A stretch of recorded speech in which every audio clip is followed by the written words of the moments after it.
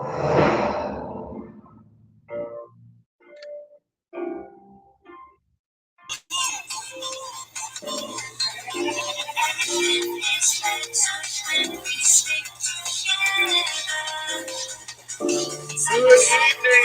ladies and gentlemen. Good evening, ladies and gentlemen. It is time for a special Sunday edition of the Eye Test.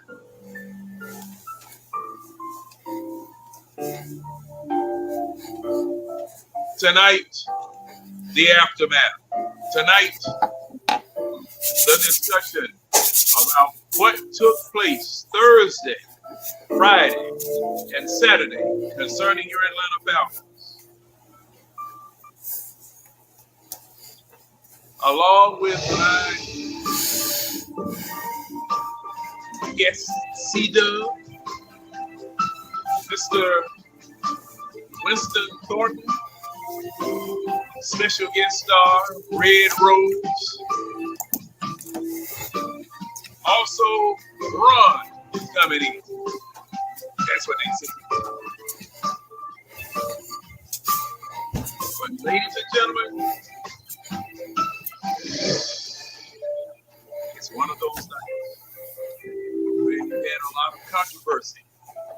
You've had a lot of discussion. Oh, we had have a it. lot of posturing about what it was that we did Thursday. I have to take my glasses off because it was so intense that I can't see with it. C.O. Antonio, the professional fire starter, is in the house. Oh, he loves the pick too. Don't forget that. C-Dub, how you feeling, man? I saw that you were hurting a little bit earlier today. I'm in pain. My legs hurt. My elbow hurts. My back got jacked up. I was walking in the backyard, helping my daughter with the yard and everything. I stepped in a hole and I nailed my whole right side or left side of my body pretty good. So pain-wise, I hurt. Falcon-wise, I hate the world. And we'll talk more about it because I got a whole lot more to say. I don't want to hear anybody telling me the following words to have hope. I don't want to hear we're going to be fine. I don't want to hear everything is awesome, even though I was just playing it just now while we were waiting. Because that's the Lego theme music. It's beautiful. Everything's awesome. It gets you pumped. And yeah, I can't feel that way for these Falcons right now. All right. And Ron is here. What's going on, Ron? What's up? What's up? Hey, I see Ron differently now. He's not like this the whole time. Man, they did Ron bad, John. Huh? They did Ron bad over there where he was doing his, I think, Talk Is Ish or with Dennis and the crew. They played Ron's reaction to the pick. What?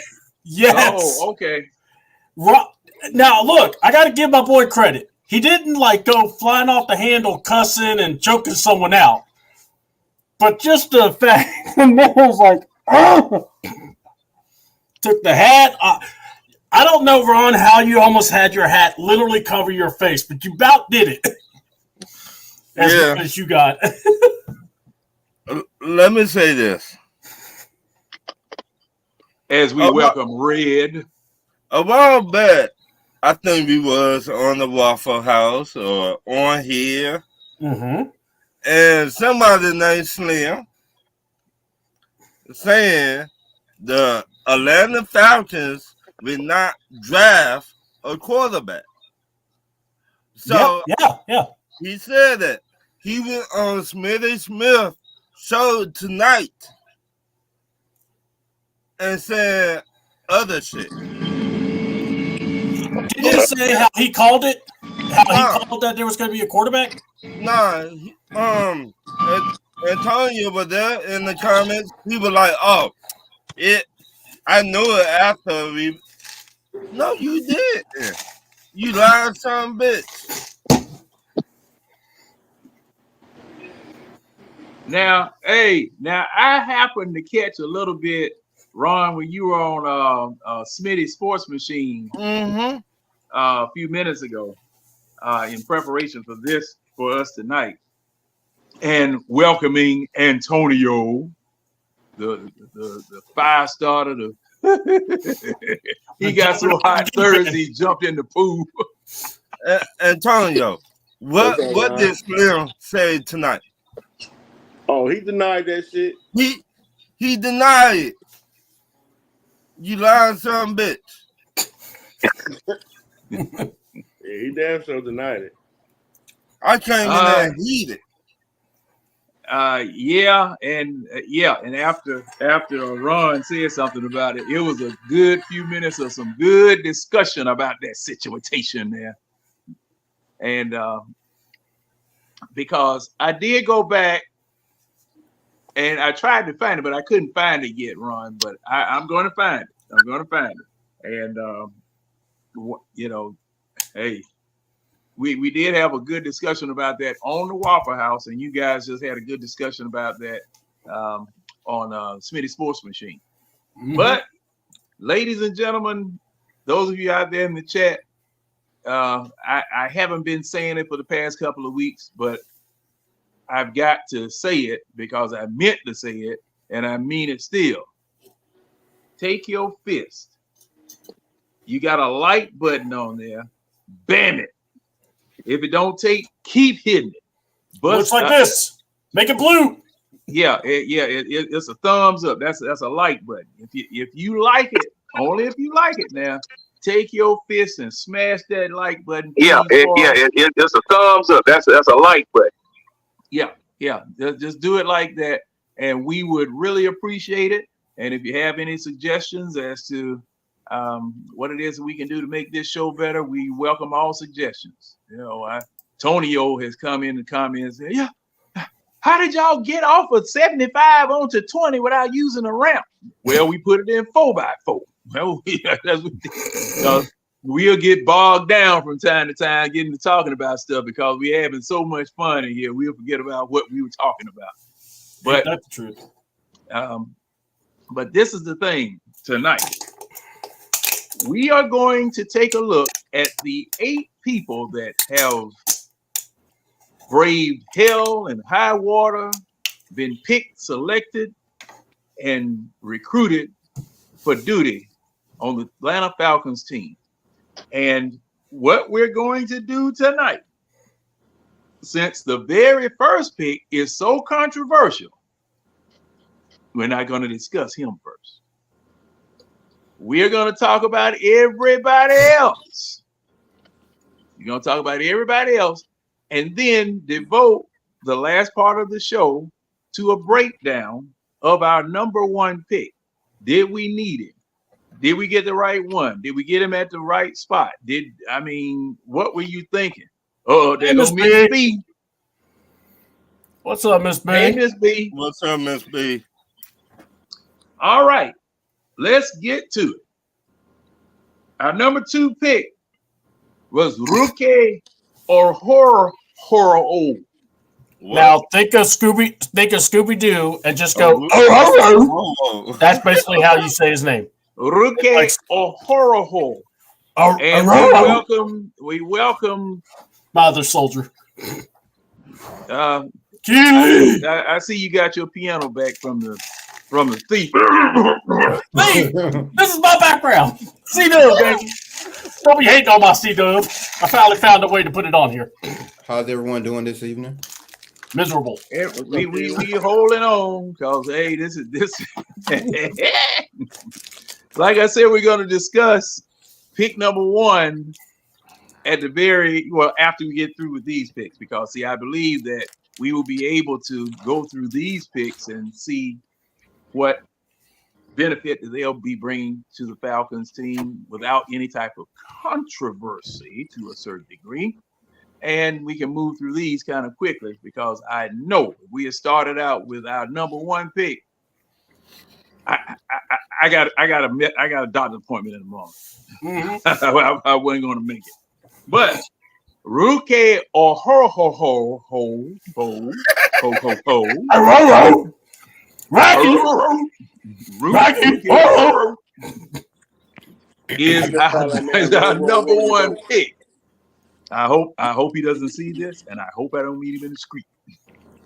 I said it. Meet me. Oh, okay. Now, what do you think?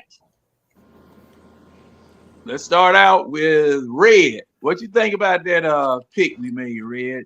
Number 2 pick. Well, I wasn't too familiar with him playing at Clemson. He wasn't one of the top defensive players, but he was a solid kid. He was a solid kid. Adding him on the line with David however you pronounce his name, dude that we got from the Saints, and with Onyemata. Grady comes back. I mean, just adding him in the mix with what we already got. I'm looking at his strengths and stuff, whatnot. Trying to take off my glasses.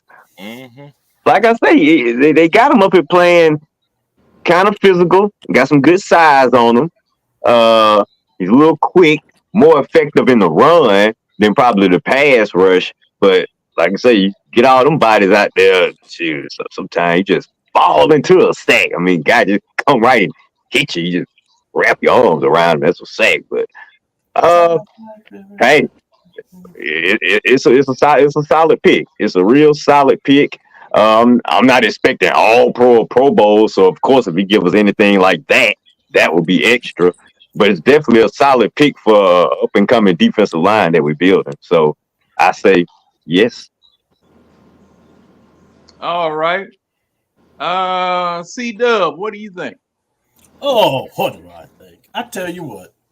Let's take it from this spot, if we will. We traded our second round pick. Wait a minute. Who's ESPNing? Not me. I got everything. I heard ESPN. And okay. Something was brought to my attention. Let me say this, you guys. Something was brought to my attention that if any copyrighted material is heard on the broadcast, that little segment will be cut out. It will go blank. You won't hear any sound. If I was to play something that was copyrighted, that would go off. So just be careful for us here as well as your own broadcast, so that you're not running afoul of the long arm of the law. Okay, the money people. Hey, we want to get compensated. All right, look, it is what it is. I got you. All right, so look, I give this guy, he might be a nice guy, but this is my theme. Nice guys finish last. So I don't want to hear about how nice he is. I don't want to know if he helped an old lady across the street. I don't want to know if he saved a cat out of a tree. Can he play football? Now, here's the problem I have. We traded a second-round pick and also our 79th pick to get this guy at 35. And he wasn't even the 35th best player. I have a problem with that. I think you reached for a guy that probably would have been there. And if not, you could have even gotten someone else. But I don't know football. I'm just a fan. I don't know anything. So I guess Ororo is going to be fine. He'll be hanging with Scooby and Shaggy. And then, when it's time to play football, he'll be on the bench with Mr. Number One. And when we need him, we'll get him to play. Even though Grady's recovering from an ACL injury, Omada did get dinged up at the end of the year. Football's a physical sport, even though they're trying to outlaw defense, and defense doesn't even exist, but yet we hired a defensive coach, but apparently he doesn't even care about defense. So, I think that the pick is at best a C.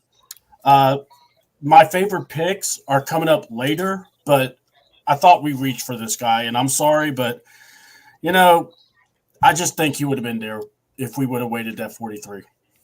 But Terry wanted to show he can move up in the draft, so good for him.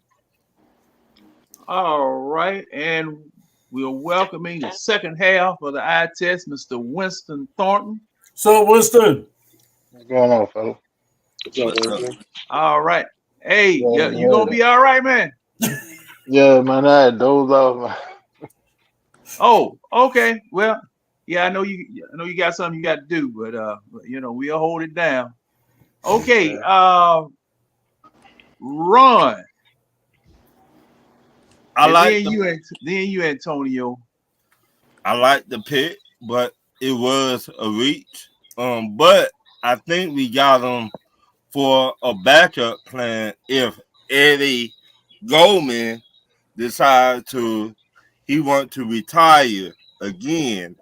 We got somebody to fill that spot now. Did you just say a Okay. backup for Eddie Goldman, the man that's retired twice? If we are planning backups for Eddie What? Goldman, It's just a plan B. Eddie Goldman is playing C. Hey, I just saying he retired on us twice. Exactly. So they're like, you know what? If you retire this year, we got somebody that will take your spot. He's going for the golden sombrero. So you saying he's a solid pick then? Yes, he very solid. All right, there, Antonio. What you got, man? I personally wouldn't have took if we gonna move up and lose a third, and Newton was sitting right there, I would have took Newton Amen. over row your boat. Whoa. And that's Okay. just my personal opinion because if you notice, like as soon as he got drafted, Newton was right there. I mean, Newton was right there for the taking. Sergeant Newton Slogan got I've him. been talking about Newton for how long, Winston? Couple months now. For a month. And this dude right here, he a monster. And he would have been a better fit to take Grady position, or once Grady was gone. But row your boat. I mean, he was a solid pick. But me personally, if it was up to me, if I'm gonna lose a third round pick to move up, I would have grabbed Newton. That's just me personally. I thought that's who we were getting. I thought when I saw the move up and you gave up a second, I was like, okay, they're going for Newton. Nope. They're going for Rico. That's who they going for. Scooby Snack. And also, I want to welcome Mr. Holloway in. He James Holloway in. What's up, James? He at least got the flickering lights tonight. I don't have to. I don't have to be looking all in the house for him. He got the flickering lights on. I see where he is now. All right. I'll turn on the lights for you in a few minutes. Just give me a second. I'm just looking at something. Oh, okay. Hey, man. That's your house now. You do what you want. All right. Okay. I guess you caught that lob. Yeah, I called it. And I knew it was coming too, John. So that's why I was laughing.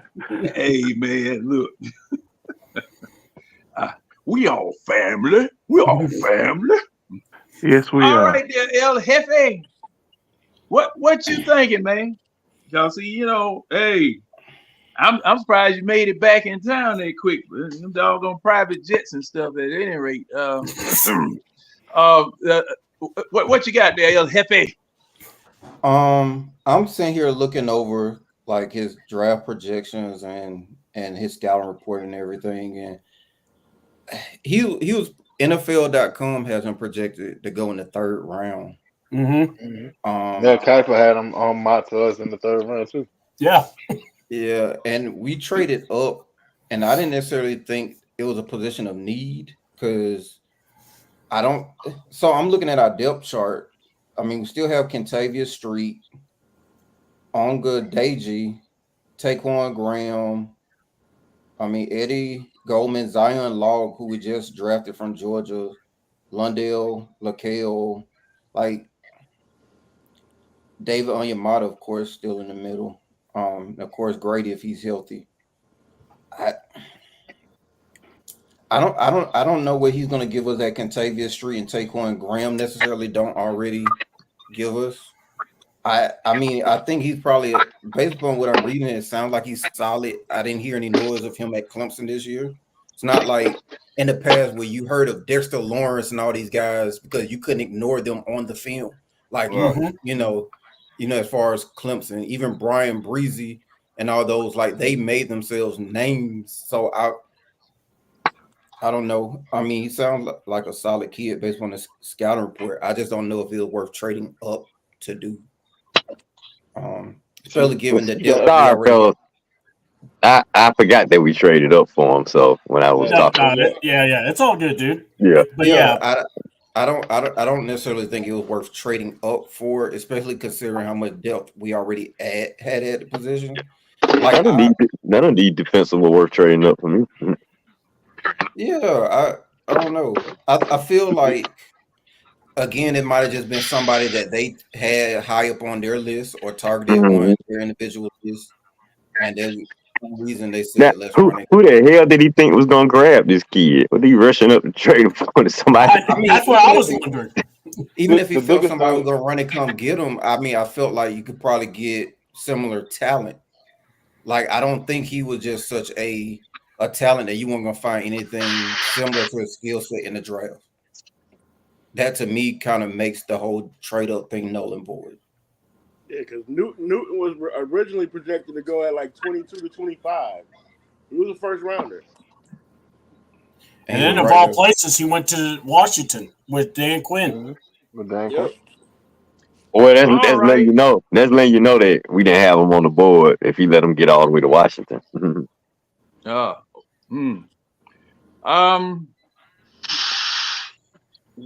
Winston, look over there. Look over there to your left, Winston. There, you got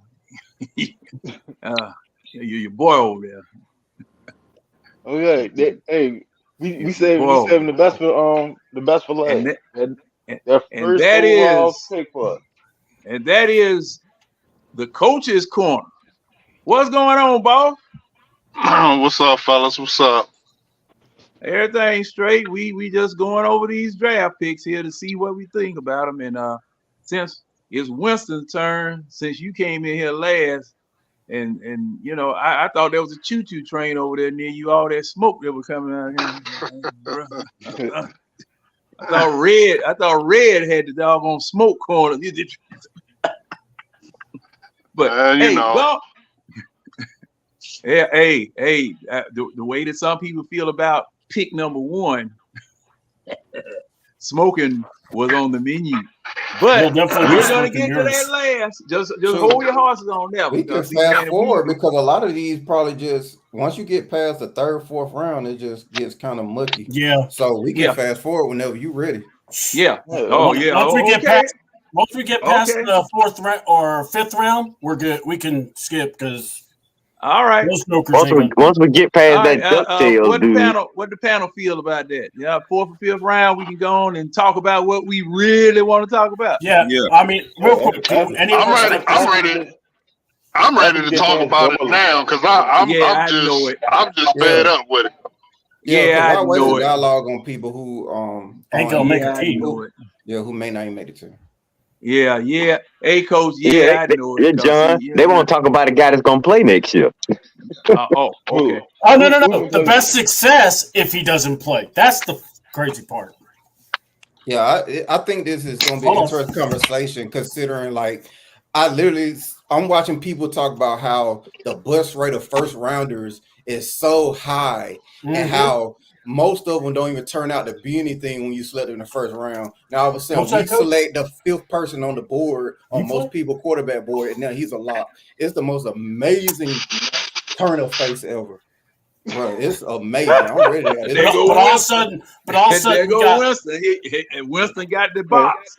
Winston got the box. People had JJ McCarthy over our guy on the board, but now all right. Okay, hold up. Let me go ahead and run through. Y'all want to dispense with the rest of these folk and go straight to this now. Hold on. Let's just. Yeah. I think we could go to at least the 2 good guys that got drafted, which is the 3rd and 4th. But y'all, it's y'all. Hold up, C-Dub. Every last one of y'all, with the exception of Tonio, Ron, and Red, and James. Well, let me see. 1, 2, 3, 4. Yeah. All right. But see, y'all just more vocal. Y'all over talking everybody. Oh, let's go. Huh? Damn all them. Damn them. I want to talk about this. Everything is John. John, I apologize. I'm the type of guy that run it too slow. No. I run up chimneys. Up chimneys. Yeah. Hey. Oh. Hey, man. Hey. We don't need to know nothing about that. Hey, Keely. I don't want to have to testify against you. Don't tell me none of that. Hey, Keely, don't you know that we got to be careful, man, because we're also around a lot of people that want to say everything is awesome, especially with our coach and GM. They do it all right. So, we got to be careful. We don't want to hurt feelings either. Well, I'm on it now. But see, that's just it. You ain't going to hurt no feelings, bro. Well, I mean, I've lost mine. My question is, what have they done? What have they done so far to get all this ire and everybody talking this crap like that comment right there? They ain't even started the year. Like, come on, man. They took a tight end at 4. Yeah, exactly. Did you? Were you not a part of that either? Did Raheem Morris take the tight end at 4? No. But your GM did. Raheem Morris the GM take the tight end at 4? The GM did. That ain't my question. That wasn't my question. Did Raheem Morris take the tight end at 4? It was a dumb question because Raheem just got here. Of course, he didn't take him at 4. Exactly. All right, then. Okay, then. So let the coach. Raheem, not the GM. Yeah, well, Raheem let the coach coach. Why are we talking about hold on. I'm glad I got some pizza coming. I know that for sure. I ain't lying. Hey, we're gonna have an intelligent conversation over here. You talking about a head coach, not a GM. Exactly. Hey, James, I'm eating that. I heard coach. That's why I said what I said. Well, you heard wrong. You talking about personnel decisions. I heard coach. That's why I said what I said. You right. You right. Hold up. I told y'all. I knew this was gonna be. I knew this was gonna be a Pier 6 in here. No, it ain't gonna be a Pier 6. But no, it ain't. We just gonna keep it ain't because I'm good. We're just gonna keep it on the smart level. We're not gonna go for no food. All right. Yeah. Now I'm good. Now let's do this. Now let me. Okay, I guess I'm finna start. I'm finna start. We didn't. Can you repeat that? Yeah. Who's the clown? Me or Keely? Who are you talking to? If you're gonna call us a clown, he does. Matter of fact, point who you talking to. Matter of fact, point at him. Please. It's too early. It's too early for this, y'all. Y'all calm down. Calm down. No. He's calling. He wants to call people names because. And then he wants to do it under his breath, like we didn't hear. That's what I'm saying. Like, who y'all talking to? Y'all talking to me? You said clown. Who's the clown? Say it with your chest. I'm in the car. If you can't tell, dude, I have no problem saying nobody's name. I have no problem saying. I clearly was not talking to you. I was not talking to you. Talking about another driver, gentlemen. I think he might have been talking about another driver. Who else in the car with him? Who supposed to know that? I asked him talking about another driver. He could just say who the clown is. All right, gentlemen. I was not talking to you. Again, I'm a grown man. I have no problem saying nobody's name. You're a little boy. I asked a question. All I asked was who the clown. I don't care if you 12. I said who the clown. Hold on, y'all. Yeah, everybody hold on. Everybody hold on. Now let's. I knew this was going to be contentious, but gentlemen, no name calling. And under breath, over breath, whatever. No disrespect. We are going to discuss this subject logically. We're going to discuss this subject calmly. There will be no name calling. There will be no disrespect from anyone on this panel, including me. Now you can disrespect me. I don't care. It don't matter to me. But do not disrespect your fellow panel member. Please do not do that. This is not the Knesset in Israel. This is not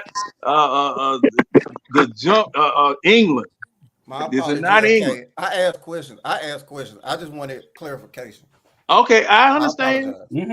I understand, gentlemen. You know that I know this is a touchy subject, and I'm going. It doesn't have to be. Well, it doesn't. However, you saw it just happen because there's some very strong emotions about this pick.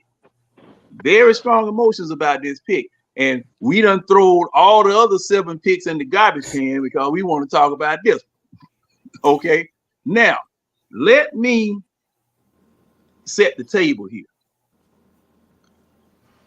Hey, John, what's up with that Corey Dorless pick from Oregon? Let's talk about him. That'll calm folks down for a minute. No, they might get Winston fired up because that's his homeboy. Actually, I love that pick. That was one of my favorite picks of the draft. I know. That's what I'm saying. Let's talk about some picks that we actually like before we get into the meat of the debate. Yeah, Just to calm folks. Now, wait. Get on into the meat, man. Yeah. Ain't no point in those. Yeah, look. No softballs here. What's wrong with the appetizer? Ain't nothing wrong with the appetizer. Y'all swam upstream, then you want to swim downstream, and then you want to go. Ain't got time for appetizer. Okay, Josh got a doctor's appointment. So ain't nothing wrong with no quesadillas before you tap into that steak. Bro, let's oblige the guy. He came here for a reason, man. Let's oblige him. Okay. Now, let's talk about this. Let's talk about this. Now, I'm going to set the table on this thing. Now, in my opinion, and you remember last time we were together, I didn't give one. I didn't give an opinion at all as to what I thought about the draft.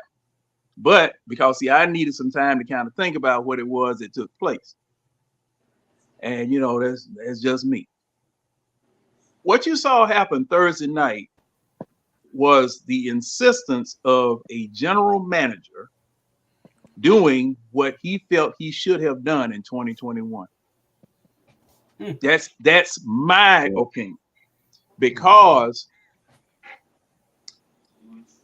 and that's why I say that some of these picks that were made during the time that Terry Fontenot was general manager were not his. The Waffle House that Tidy had, not the Waffle House, but the interview that Tidy had with Jeff Wolverton, if Jeff Wolverton is to be taken at face value for what he said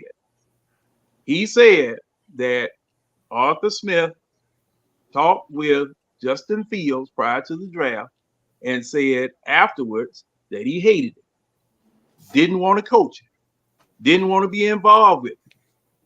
Okay. So since you have a general manager and a coach in the convoluted Falcon scheme of things on the same level, my analogy about the elevator comes into play because we don't know who did it. I want to know who did it. I want to know who did it, but we don't have, nobody is talking. You're hearing things from various people as to what took place. I don't know who did it. Now, the stink gets on the general manager because he's there. The stink gets on Arthur Smith because he's there. The stink definitely gets on Rich McKay because he's there. Okay, so when they did this, when they went and overpaid Kirk Cousins, quote unquote, and when they went and made this draft pick, this was setting a veteran quarterback in motion, then starting a succession plan.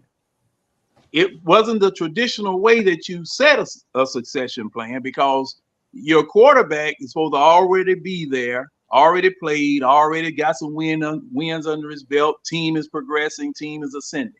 Then you draft someone to come in and learn.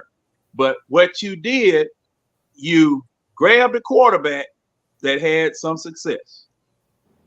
Arguably, to a lot of people's opinion, the best quarterback you could have gotten. But he comes with some baggage because he has an Achilles injury that he's trying to recover from. Then you go in the draft, move up to number 8, which I am hearing now the stories coming out that there were other teams that were going to move up and get him. I don't know how true that is. But you've got him. And the thing about that is this is a dice roll either way you do it. Either way you do it. I mean, drafting is a dice roll. And that's why I stay out of it. I stay out of it. Now you guys know about these people, and you've been watching them, you got tape on them, you've done extensive research on them, and in the mock draft business, man, the mock drafts were coming out every 15 minines, sometimes every 15 seconds about who was going here, who was going there, what this was going to happen. And the thing is, just don't know. One thing I do know about the Falcons is that whatever you've mocked, they gonna mock you because he gonna do something entirely different, right, wrong, or whatever. So, with that setup, Ron, talk to me. I think we got a quarterback with our first pick because the NFL might take draft picks from us next year. So they seen him, they like Michael Penix, and they were like, you know what? We might not have a top draft pick next year, so they don't get him. And they don't want to go through what they went through with Matt Ryan's situation. We do not have no quarterback after Matt Ryan.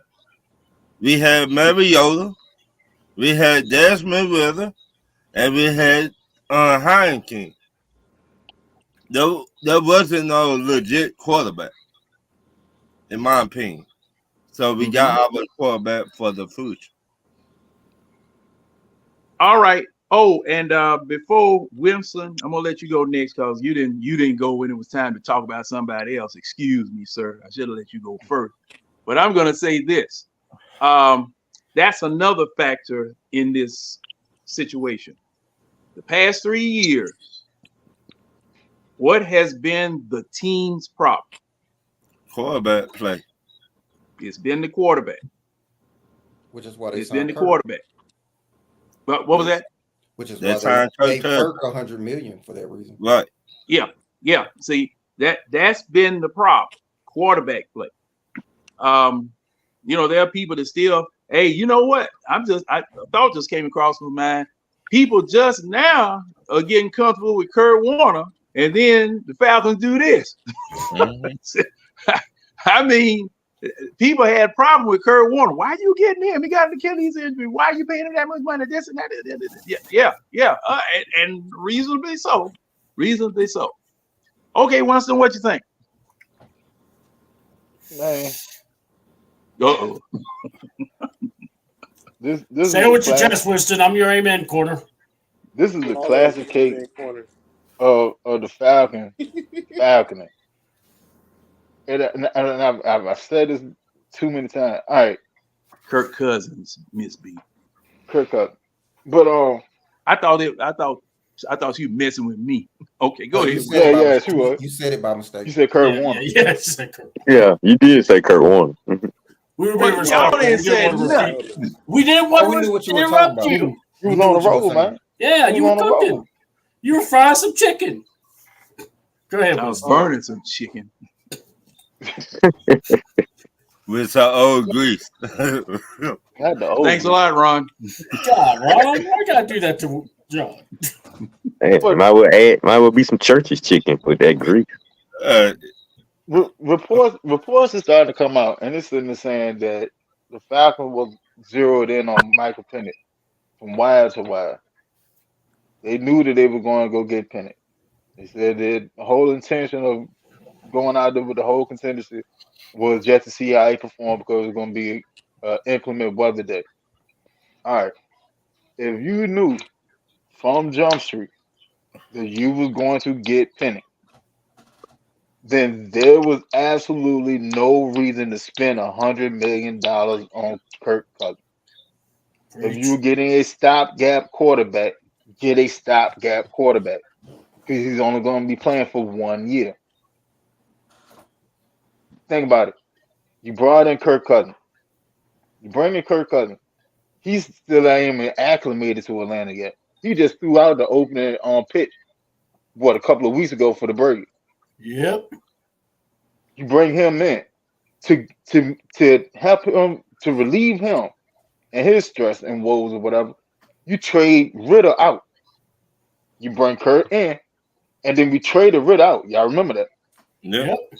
And I said it was like, well, why the hell we trading Ritter out? Ritter and Heineken is pretty much the same quarterback. You might well stay with the younger, cheaper option. Come on. Then they took in restructured Heineke deal to save some money. All right, that's a little bit more powerful. But then the very first pick. Now, when you bring a person of Kirk Cousins caliber, he's 36. You ain't sitting there, but he was cooking last year before he got hurt. Mm-hmm. Kirk was up. He was up there. He was in the top 3 for MVP vote before he got hurt. When you bring Kirk Cousins in and you give him the money that you gave him, you didn't give him that to be a stopgap. You gave him that with the intention of going as far as you can get with him. You brought him in to make a run. If you are planning to make a run, your very first pick should be something to help him out, whether it's on the offensive side of the ball or you go address your biggest need in the team, which is what? Pass rush. Now, if we already knew that we was going to go get Penny, there was plenty of other ways we could have spent that money. We could have went got a Danielle Hunter. We could have overpaid and got Danielle Hunter. We could have got a CB2. Because King was all right for what, 1 year over in Green Bay? Mm-hmm. And the only reason why he's here is because Jared Gray is here. That's the only reason why King is here. We're gonna have the same situation that we had with Makuta last year. We could have went got a strong safety. We could have got interior offensive line help because Hennessy left. Hennessy left and went to Philly. We did none of the above. Then outside of that, the only pick that we made in this draft that would be an immediate impact player is Braylon Trice. Braylon Trice has the best shot at starting for this team. Outside of that, everybody else is rotation. Ruku Ahoro, he's gonna be a backup to probably behind Grady. He's too small to play nose tackle right now. He got to put on weight. He's the lightest lineman that we got, defensive lineman that we got. He's tall. Yeah, that's what I was. He's 6'4", but he's like 290. He's the 294. lightest. Yeah, he's the lightest defensive lineman that we got. So he's not sitting up in the middle taking on double and triple team in a 3-4. That's dead. The only way he's going to start is if we run the bed. But they was talking about running the bed in that last press conference. Then Talking about what? Hey, what was that, Winston? Talking about doing what? Run the bed defense. Yeah, running. Oh, the 4-6. No, Yeah, 6'2". with the 5'2". Yeah, 5'2". 6'2". Oh, 5'2", 6'1", 6'2". So, well, 6'1". So then you got Raheem said then you got 6'2". it's a 6'1". You got 4 secondary defenders. So then you got what's the boy from Notre Dame, the linebacker? Yeah. He's a backup to the backup. Troy Anderson coming back. Lamb and Ellis got the middle locked up. So he's a backup to the backup. They was not the only person that's gonna make all of them going to see the field. They all gonna see the field. But if you have a 36-year-old quarterback who you know that you're gonna have for at least 2 years, you want to maximize that window. None of these moves, none of these players are maximizing that window at all. We didn't get a corner. We needed that. We didn't get Trice could become a dominant pass rusher. But I mean, everybody talking about what he got. He led the nation in pressure last year. All right, that's cool. Hell, Tad McKinley as a rookie led the league in pressure. You saw how that worked out. Yep. He did it for her. Pressures and sacks are two different things. But, Almost. But Tyler just dropped an article, and it's crazy because as soon as when we brought up the Penix thing, I got on it and I seen it. A former NFL player said he blast Fondo and Raheem. Said, I think it's selfish, and this is coming from a former player's perspective. I think it's borderline disrespectful to guys like Jake Matthews, Grady Jarrett, even Kirk Cousins. It really, really bothers me. It is an over allocation of resources in the same offseason. I think it's one of the worst moves I've seen in a long time. I think it's a selfish move by the GM and the head coach.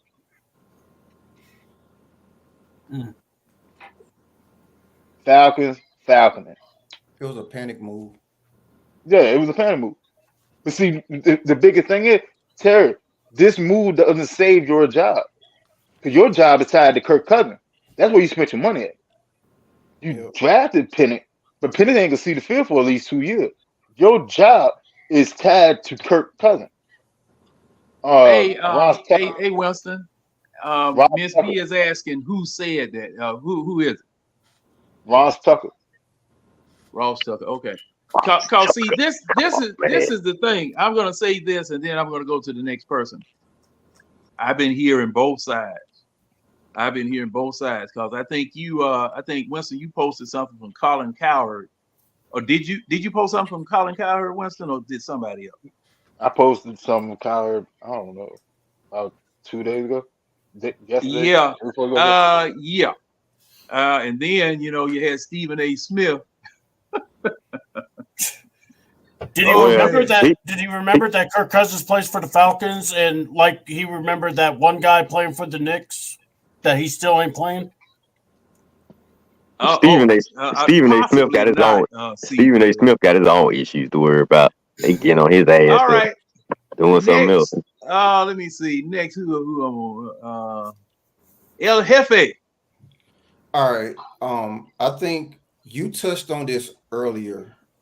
I think it was busted from the start. I think when Quinn was fired and they interviewed both Smith and Fontenot, I remember he said that he wanted people's interview to have a plan in place for how they were going to get the Falcons back to winning. And they came up with this stupid idea to rebuild while contending. And I thought the dumbest thing ever, because people either go ahead and reset their roster or they stack up to try to win. And they do stuff like drafting the tight end at 4 to help declining Matt Ryan, because you're stuck in that middle ground, that ambiguity, right? So I think this is why we've had these issues where it's like, all right, we're going to get pieces for the future and we're going to try to win at the same time. And that's why we have these issues.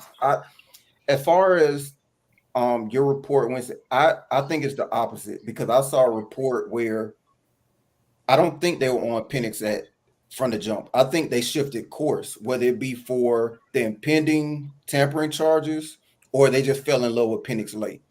The reason I say that is because I was reading where somebody was talking about how you get an allotment of how many draftees you can bring to Flowery Branch prior to the draft. Penix wasn't even in that group. So when they went to fly to Seattle and that whole caravan to go see him play, that was April 5th. That's that was beginning of the month. That was right after my birthday. That's a whole month after Kirk was already agreed to terms. The reports in the tampering case or whatever says that as early as the combine, they were already all in on Kirk. They were trying to figure out which receiver he wanted them to go after. Yep. Like all of that stuff that predates the combine. So what it seems as if they were all in on Kirk from the jump. They weren't looking at nobody else. They were all in on Kirk, and they shifted course for whatever reason. And I think that's an indictment on the front office, because that means one, you didn't do your enough scouting on Penix early to know that, all right, this is the direction we're gonna go, or either y'all were dumb in your pursuit of Kurt and got those tampering charges. Therefore, now you gotta reverse course. I think the original plan was to get a quarterback, but in year 2, so that quarterback would sit 1 year and then be Said ready. 1 year. But I think they reverse course based upon the reporting and the evidence. And I think that is because they either one, they fell in love with Penix late, or 2, because we got a big boo-boo. We done messed around and got some tampering charges because we out here wilding, and now we got to reverse course. That goes back to the front office, because that means y'all don't know how to conduct business. Now, Keita, let me ask you this. When you say reverse course, what does reverse course mean in this particular? It means that the plan was Kirk is our guy. We just gave him $100 million guaranteed. That's our quarterback. And we'll get the quarterback in year 2. I think that was the plan. They were all in on Kirk. That's our guy. Because if that's the case, you had Heineke sitting there with that money ready to be cut. Mm-hmm. They didn't say they could have just cut Heineke clean if they were going quarterback in the draft. But no, they brought Heineke back as insurance for Kirk. Why do you have Taylor Heineke on this roster then if that's the case? You could have cut him and took that money. It would have been $9 million. Mm-hmm. It would have been $9 million right up. So the actions don't line up to say that, yes, we already had this in place. And all these stupid examples that people are using, none of these examples of them drafting a quarterback came 1 month after paying their quarterback. Look, Alex Smith was at the end of his contract. He had 1 year left on his contract when they went ahead and drafted him. Look, they had just got Aaron Rodgers to take a pay cut to restructure his contract when they took on Jordan Love. Yeah. They didn't just pay him. He had just gave money back. Then they had to turn around and pay Rodgers to keep him from leaving because they didn't think Love was ready yet. So then they gave him $50 million a year as a please don't leave us because our quarterback that we drafted isn't ready yet. All these examples are stupid because never in history has a team gave a quarterback $100 million and then drafted a quarterback a month later. That's top never 10 happened. at that. Yeah. And then look at his contract.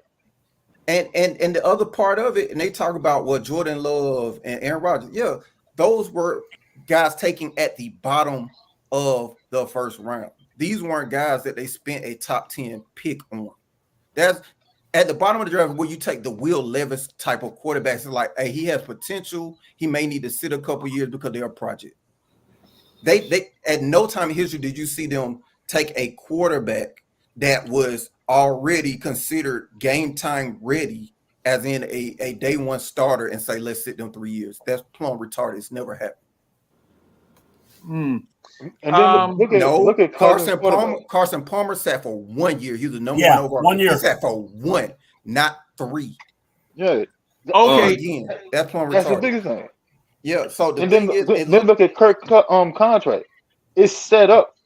Kirk cap hit in year 3 and year 4 of his contract is $57 million apiece. He's supposed to be gone after year 2. Yeah, after year 2, he'll be. He will be. Don't worry. No, but that's not shit that's not guaranteed. The buddy said that. If Penix looks like Trey Lance, he's not gone. Now you got to keep that. He's not gone. You got to extend him. You have to extend him because the cap hit too damn big. Yeah. You gotta think about it. If you pay if the cap hit for Kirk Cousins in year 3 is $57 million, then you gotta look at the cap hit for Penix as a top 8 draft pick. Kirk Cousins cap? That's over $65 million right there, just between the two. You're gonna have to extend and stretch it out just to spread out the cap hit. And so that means Penix has to be ready. If not, if Penix is Justin Fields or any of the quarterbacks that everybody ahead of time said, "Oh, the bust rate is so high on quarterbacks in the first round." If he turns out to be any of them that just simply not ready yet, then you have to extend him to spread out that cap hit. That means to me, the way they structured that contract does not say that they were taking a quarterback this year. Exactly. And then again, how much faith would you have in Penix if by that time Kirk Cousins would be 39 years old? Kirk Cousins would be 39 years old. If we had to extend Kirk Cousins for year 3 and maybe year 4, what did they say about Penix? That's a wasted draft pick, a wasted top 10 draft pick. And it ain't like he's young. Penix will be 24 next week. Penix is a day younger than Jordan Love right now. He's a day younger. Mm-hmm. Jordan Love had a full season as a starter and been to the playoff. Penix about to sit for at least 2 years. And I don't want to hear about old teams were talking about moving up, man. Sean Payton literally just said that he'll pump faking everybody in the draft to try to entice Minnesota to jump and take J.J. McCarthy so that he can get Bo Nix. All of them lie. All of them say they're going to move up. All of them say they're going to move down to try to trick other teams into overreaching. And we see it every single year. People overreach. I think Penix is a talent. I think he's a talent. But I do not believe that any GM will sit there and go pay somebody $100 million guaranteed to be a bridge quarterback. That is dumb. Because if you got intentions of that quarterback you drafting to be the next guy, you're going to do exactly what you did with Mariota and Ritter or with everybody else. Like Jacoby Brissett in New England to set the table for Drake May. It's the same thing throughout history. It's the exact same thing. Vic sit behind Chris Chandler for a year so that he can start the next year. Like it happens all over NFL history. Like, okay, we don't have to pay a guy $100 million just to bridge to the next guy. Mariota was a cheap bridge. We sat through that, right? Okay. Yeah. Now, okay. One thing, and Coach, you going next, but let me say this. Let me get my fan. Let me say this. They're projecting, and this is what I was hearing, and I'm just going to throw this out here. Dak Prescott, if Dallas keeps him, regardless of what he does this year coming up, they projecting $350 million on a contract for him. No matter what he does. I don't see it. Okay, Jerry already threatened him now. Jerry is already threatening him publicly. Yeah, Jerry tired of him now. Yeah, the thing is, you don't pay nobody that kind of money if you don't have Super Bowl expectations. Every Burrow, he's top 10. Every single quarterback that's making a minimum of $45 million a year, top 10 in the league in annual salary, all of them were signed with Super Bowl expectations. Right. One of them. So you're not going to tell me that they had intentions of him being a bridge quarterback, which means they had intentions of him being, hey, you better take Kirk, you better take us somewhere. However, to go into the draft and not load up like you want him to take us somewhere, that is a bad front office because you just pay him go take us somewhere money. Okay, now I understand that. That was go take us somewhere money 2 years ago. No, he's top 10 right now in the NFL. Oh, yeah. He's top 10. Okay, yeah, I understand what y'all saying. And everyone else on that in the top 10 are getting paid as a franchise quarterback. Joe Burrow. And my point is, how long ago did you sign those quarterbacks when that was top 10 money? See, that's the thing. Because the quarterback, because I was bucking at $100 million guaranteed, $180 million contract. I was bucking at that. But you got Mahomes at $500 million right now. You got Mahomes. He set the market at $500 million. Joe the highest paid per year. per year. Yeah, per year. At 55. Per year. Yeah. Per year. Everything Okay. is awesome. I'm talking about the entire. Well, I'm talking about the entire contract. Yeah, the entire contract year by is year, more- whatever. Because see, the thing is that they rarely see the last year of their contract, whatever it is, whatever the length of the contract is. They rarely see that. Dak about to see his.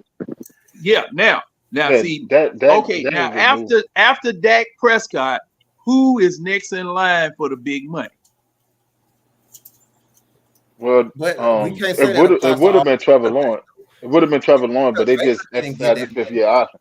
Baker Okay. didn't Yeah, get and I think they're still trying to figure out the extension they were saying. Yeah, like everyone doesn't get that money. It'll probably be Trevor Lawrence. Well, now, No, okay, they just gave him his 5th-year option. Like Yeah, yesterday. Okay. he's a franchise quarterback. Yeah, man. Travis Etienne. Everybody Okay, is Joe well- Burrow, Justin Herbert, Lamar Jackson, Jalen Hurts, Kyler Murray, Deshaun Watson, Kirk Cousins, Patrick Mahomes, Josh Allen, Daniel Jones. All of them were paid to be franchise quarterbacks. Come on. right, right. I understand that. I'm going to leave that right there and let Hold on, Coach and- go. Hold on. Oh, Give hey, me Winston, one go second, ahead one and second. finish your thought. Now let Coach go. In comparison, this is what you pay a bridge quarterback. Jacoby Brissett got a 1-year contract, $8 million. That's what you pay a bridge quarterback, a stopgap quarterback. Yep. Jacoby Brissett got 1 year, $8 million. We just paid Kirk Cousins basically 2 year, $100 million. Joe So what is he Flacco, what he supposed got to do? from? He supposed- What did Joe he's supposed Flacco to get from bridge Indy? or take us to a Super Hold Bowl? on. Which one is it? Which one is it? That's the point. Okay, Joe uh, Flacco got.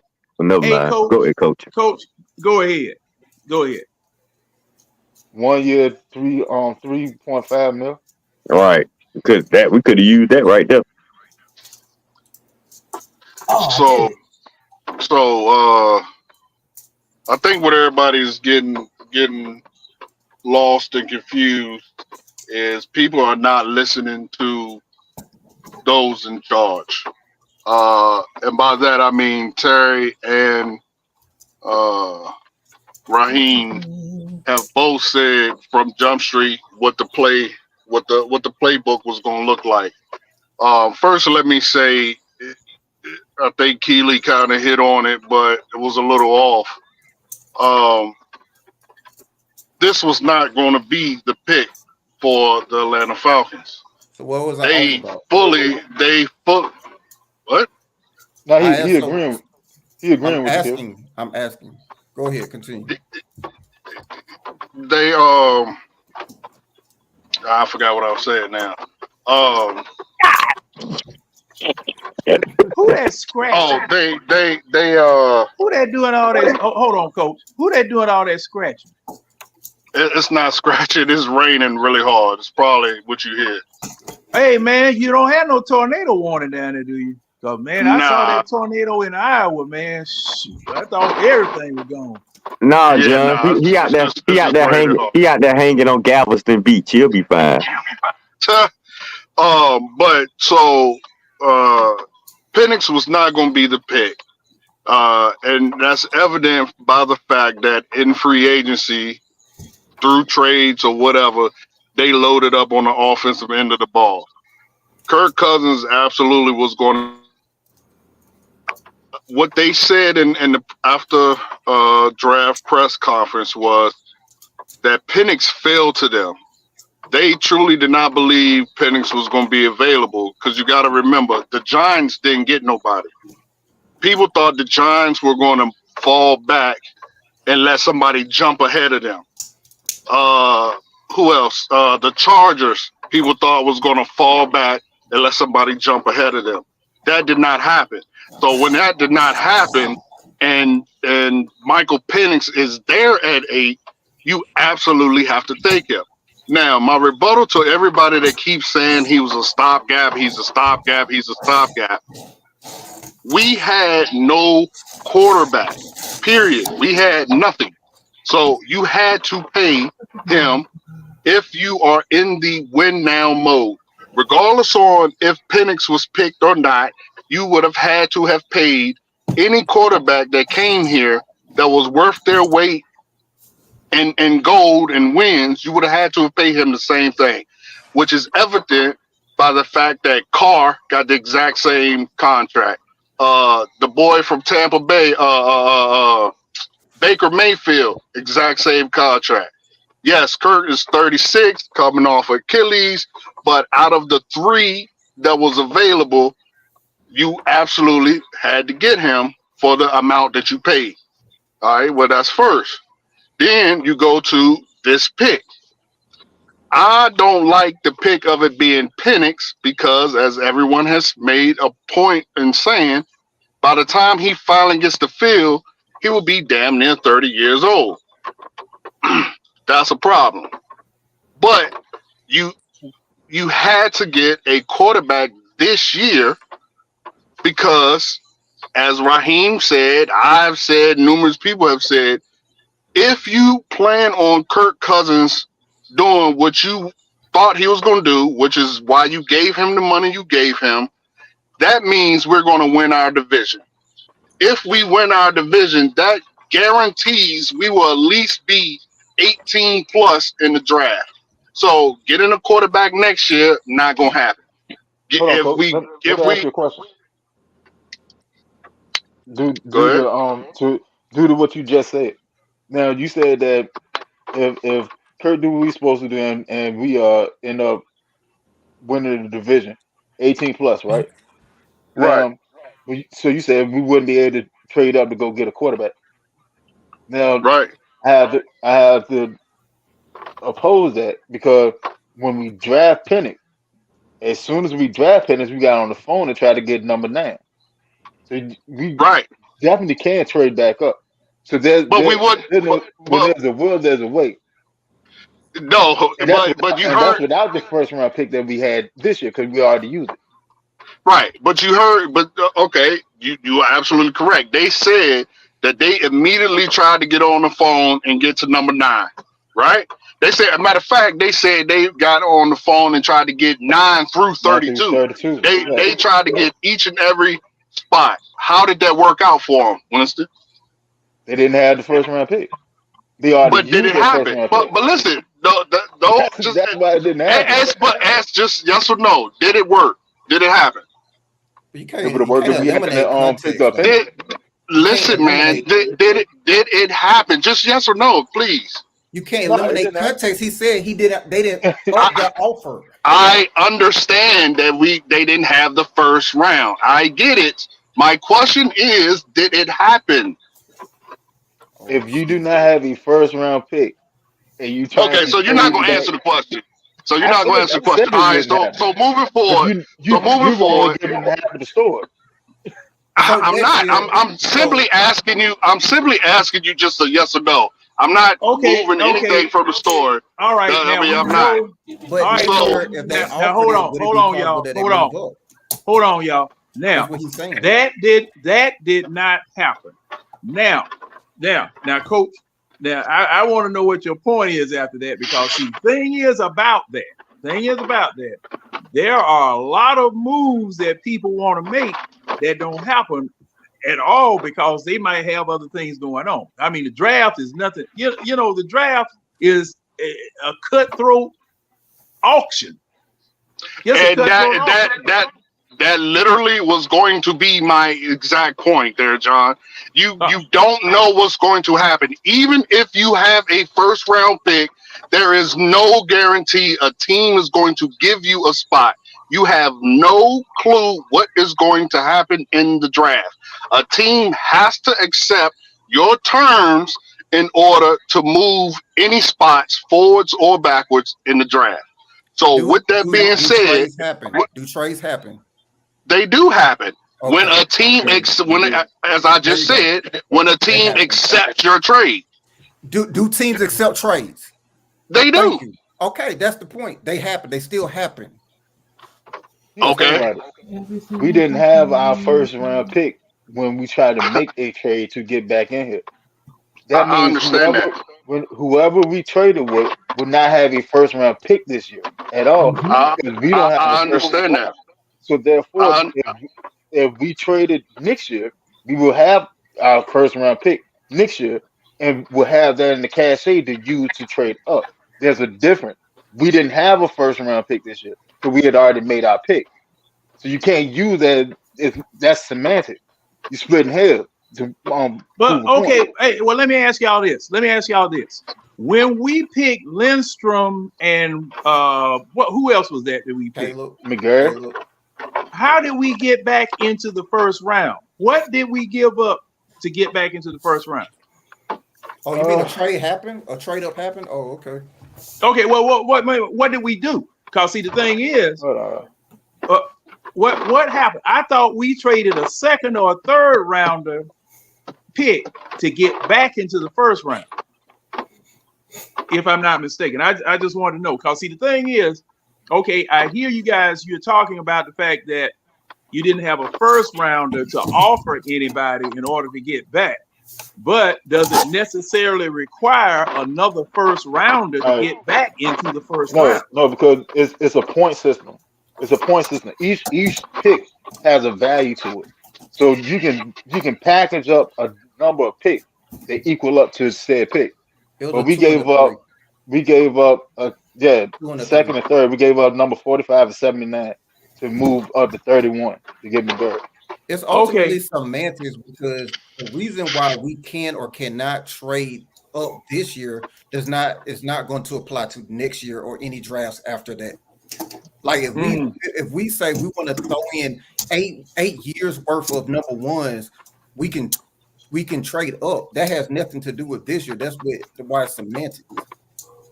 Okay. All right. Hey. I want to know what I was off about, because he said basically that they shifted. I didn't even get to finish what I was saying, so it don't even matter. Go ahead. Go on to the next one. It don't matter. I'm done. Go ahead. I'm glad. All right. I know I'm going to regret it, but James.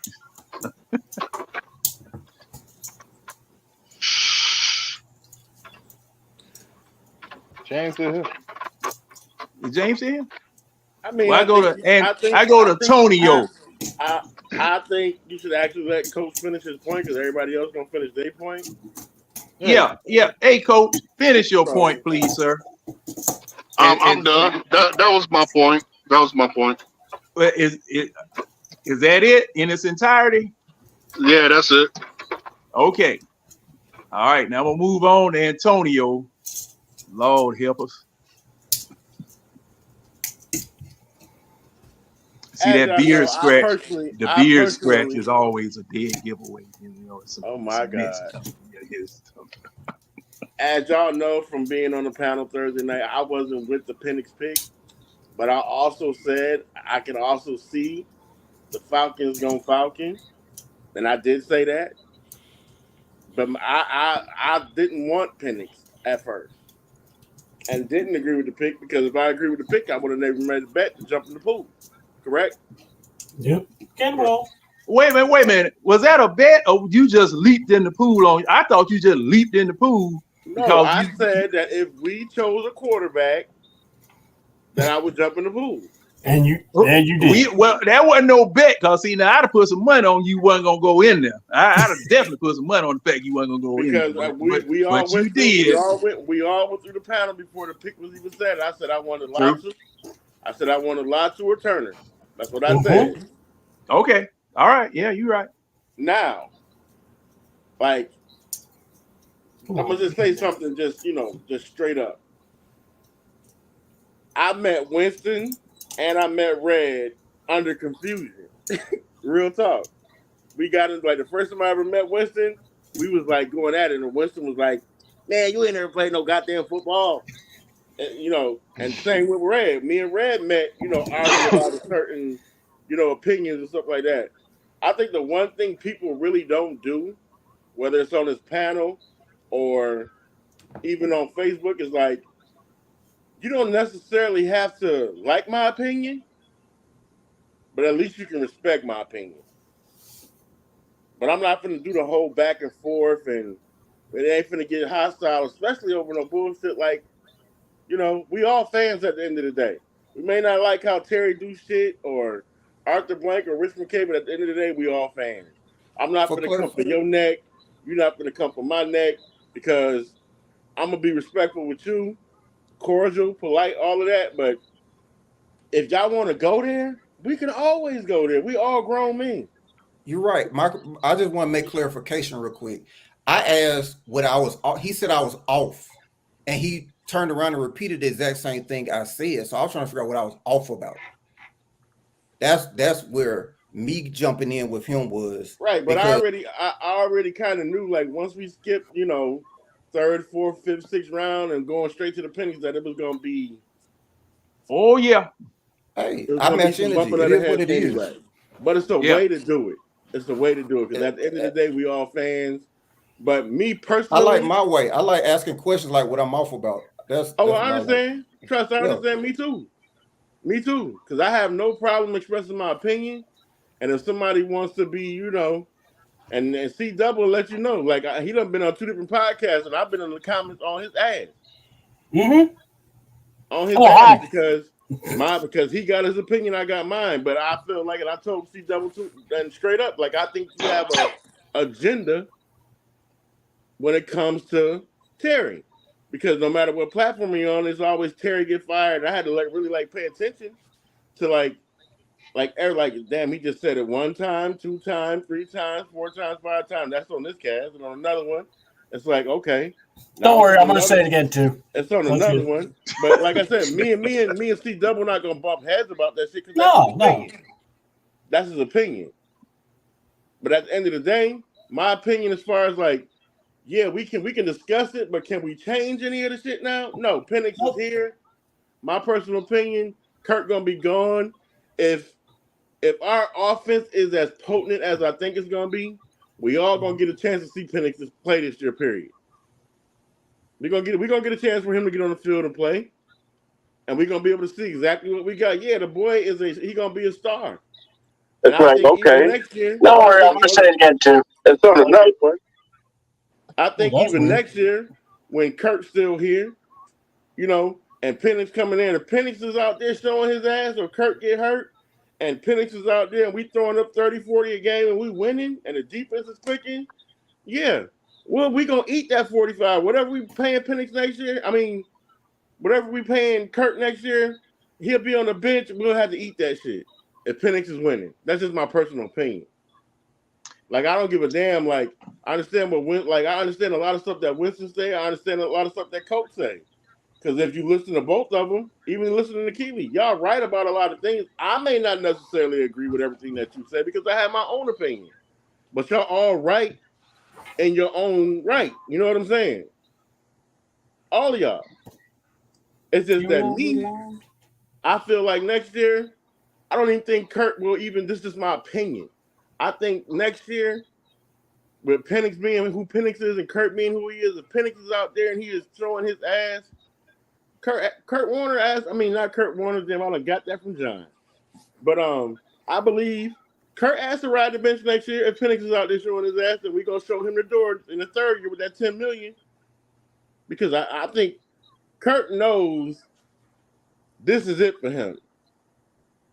This is it for him. Mm-hmm. All that guaranteed money and stuff that he got, the Falcons made sure they set that shit up front. Like, dude, you got 2 years. That's it. And he ain't going nowhere else. He gonna get that $10 million at the door. Penix gonna take over, and we're gonna ride Penix out just like we did Matt Ryan. And that's gonna be it. But as far as us picking a quarterback, like I said, I wanted Latu. I would even took Dallas Turner. But I don't think Penix would have been available in the 2nd or the 3rd. I think he would have got picked like probably 2, 3 picks after us. Somebody was going to snatch him up just like we did. That's just my personal opinion. But that's my take on it. We ain't going to do all this bullshit in here tonight. So we're going to act like men. You know what I'm saying? You ain't got to agree with nobody. Just respect their opinion, though. That's all I got to say. Now, thank you, sir. AC Dub, did you go? Cause we got a special guest in there. Yeah, I was gonna say, go ahead and let the special guest or Red go. I can wait. It's all good. I'm just chilling. And, Red need to go too, right? Yeah, Red go. Yeah.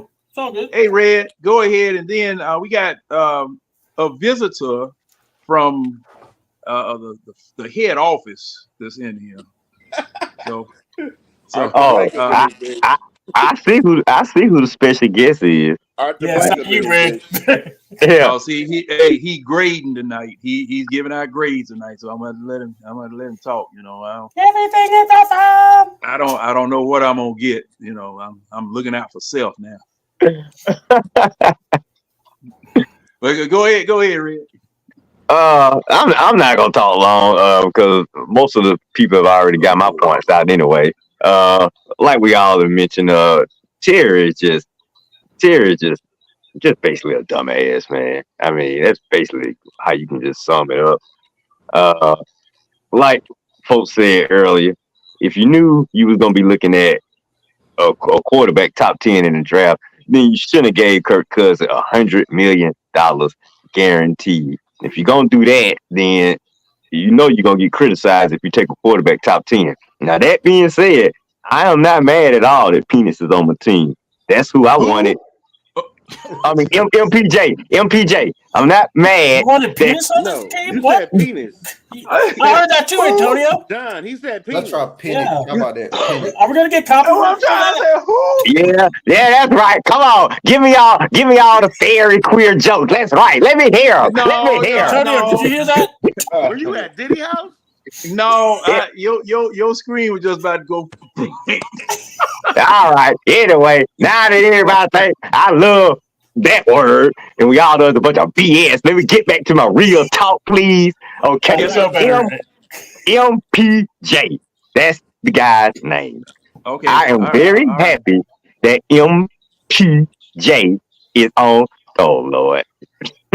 I'm trying to ignore Miss Beast. I'm happy that MPJ is on the team, but like everybody said, Terry, it's a dumb move. If you're gonna go for MPJ in the draft, then you sign a stopgap guy for maybe 1 year or two at the most, like Indy did with Joe Flacco, like maybe the Raiders did with Minshew or whatnot.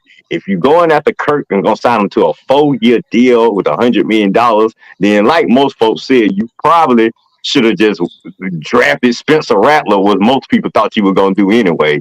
But hey, like you say, this guy just keep making his bed. I mean, just dumb decision after dumb decision. It's to the point I'm not gonna even get upset no more. But I love to be entertained listening to my fellow Falcon fans go off on this dumb butt.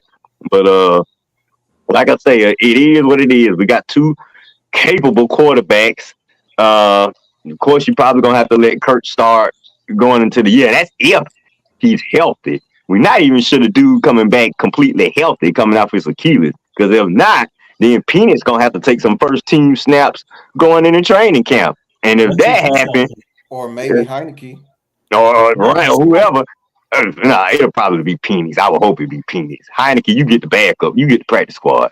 But Penix, if Kurt not healthy, he'll probably be taking first team snaps when training camp start. And if that happens, we're gonna have a real quarterback controversy on our hands, because if Penix going to them first preseason games and lighting it up, we already, y'all, we can predict what's gonna happen. So Terry, you made that bed, you gotta lie in it. You made the financial bed, you gotta lie in it. But I know this, I want to see Penix on that field in 2025. However it happened, even if it's bull crap that it's probably not gonna happen, even if it's a financial mistake that it's happening, we've already made that mistake. So I'm not gonna sit here and stress out about the financial mistake that this fool don't made. But you made it. Man, tell Miss B to come in here, John. But you got a made it. on the bottom. Hey, Red. What's up? Pen X. Pen X. Pen. Ink pen. Okay. Now. Let me. Okay, who am I missing? Okay. Yeah, we can go on. Yeah. Okay. You got Tidy. You got C double. Mm-hmm. Okay. Now, I'm gonna throw this out James, before. right? Hey, Tidy, you in there? Yes, sir. I'm here. Yes, sir. I saw your avatar. I didn't know whether you were, doing something else or whatever. But we do have a special guest here from the home office, Mr. Tidy Jones, El Presidente, above all. He's in here with us. The Grand Poobah. And before I let him say anything, I'm going to throw this out here just to stir it up. Wait, John, let me answer Miss B right quick. MPJ, Miss B. Okay, I'm done. Oh, okay. All right. What if we use Penix like New Orleans uses Taysom Hill? Okay, Tidy, go ahead. Good evening, y'all. I'm gonna go ahead and say that my perspective, my opinion, is gonna be in the minority tonight. So I'm gonna be the last man standing on the heels in the Royal Rumble. ain't it always Tidy? I gotta finish my story, Tidy. Yeah, but here in the broadcast, I'm just gonna say this. I pretty much know all you guys fairly well, pretty well, real good. And I know all y'all have been Falcons fans for a very, very long time, especially you up there, John. The thing about us all being Falcons fans for a long time, no matter what this team do, whether they win 3 Super Bowls in the next 8 years or they go 0-17 the next 3 years, we're still going to be Falcons fans. The people who call my point is saying that the people who call the shots in Flowery Branch, they don't have that same privilege in regards to working for the company that employs them. For lack of better words, they got to make shit shake. What I mean by that, Terry Fontenot has already been through his part of his career where he get a pass. First 2 years, okay, no salary cap, no quarterback. Arthur Blank said, okay, I'm going to give you a pass. Now, Arthur Blank recently removed Rich McKay and said, okay, Terry, here's the keys to the Rolls Royce.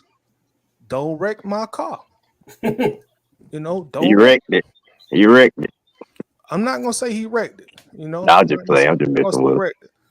What I mean is like when I hear us say, well, we should have got a bridge guy, this mediocre quarterback. Terry already been through that phase of his career. He been through the Marcus Mariotas already. The bridge quarterback, you paying him $8 million, $9 million a year. We did that already. And when we had him here, all of us, and all the other Falcons fans, we ran him out of town. Like, no, get this boy out of Atlanta. Get him out of here. And he was cheap. But we ran him out of town. Falcons got rid of him. We did the draft, the 3rd round quarterback thing, 4th round quarterback thing already with Desmond Ridder. Ran him out of town too. We used to come on here every week and clown Ridder. All of us, pretty much all of us on the panel, ran him out of town. So with Terry at this phase of his career where he got to make something shake, he can't really do all these projects that we want him to do. He got to go with something that's going to give him the best chance of winning. And if Arthur Blank got $60 million of cap space in the books, he going to go spend that money and get him a quarterback who could probably win him 9 or 10 games. Enter Kirk Cousins. Now, the thing about Kirk Cousins' contract, yeah, I know it's a lot of money, but that's a new contract, and he has the 8th highest. He's the 8th highest paid quarterback in average per year on a new contract. So I'm not saying that's cheap, but it's not extravagant either. This time next year, he's not going to even be a top 10 guy as far as the average per year. He's going to fall out the top 10. But again, Terry is in a position where he needs to win. This is Raheem Morris' second stint as a head coach. The first stint in Tampa didn't really end well, so this might be his last opportunity to be a head coach. He don't want to come here and play with these little mediocre quarterbacks that we throwing out there. No, he want to get somebody here. Hey, man, give me the best chance to win. Just because the fans want me to save money. No, I want a quarterback who I know can run my system, can come in here and win, because this might be my last shot at being a head coach. And I'm not even in my 50s yet. I want to run up this pension as far as I can run this pension up.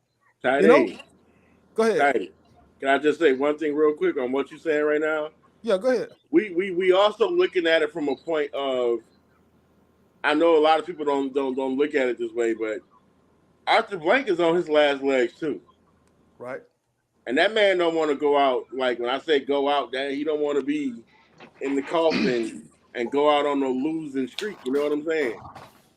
That man want to win now. Like if he can go out a winner, but to go out a loser, like a lot of people got to say, like Arthur Blank, yeah, he makes decisions as far as like what he feel will actually get us to a point. Like yeah, he talks to Terry, but when it come down to it, you know, Arthur Blank, he still got the final say in a lot of stuff, and a lot of people don't realize that man want to win now. If he want to win now, then explain the draft. Yeah, that was, if he want to win now, why didn't he double down on Kurt? Yeah, let me finish my point. I'm Go gonna ahead, wrap it up Tiny. real quick. I'm gonna finish my point. And also going to the second part of what I want to say about Michael Penix, because that's obviously a polarizing thing. That going to the same thing that I mean when I say Raheem Morris and Terry Fontenot. Raheem Morris saw what happened with Arthur Smith. Like this dude will never get his own quarterback. I want my own quarterback. You know, I want to win, and I also want to draft my own quarterback. Terry Fontenot wants to draft his own quarterback. Normally, when a new GM comes in and you phase out a quarterback that's been there a long time, Matt Ryan, pretty much all GMs are going to bring in their own guy. And now we all fussed and fought in BITCH at Fontenot because he didn't draft the quarterback in 21, 22, 23. And that turned out to be good because the guys he passed on hadn't did anything in the league.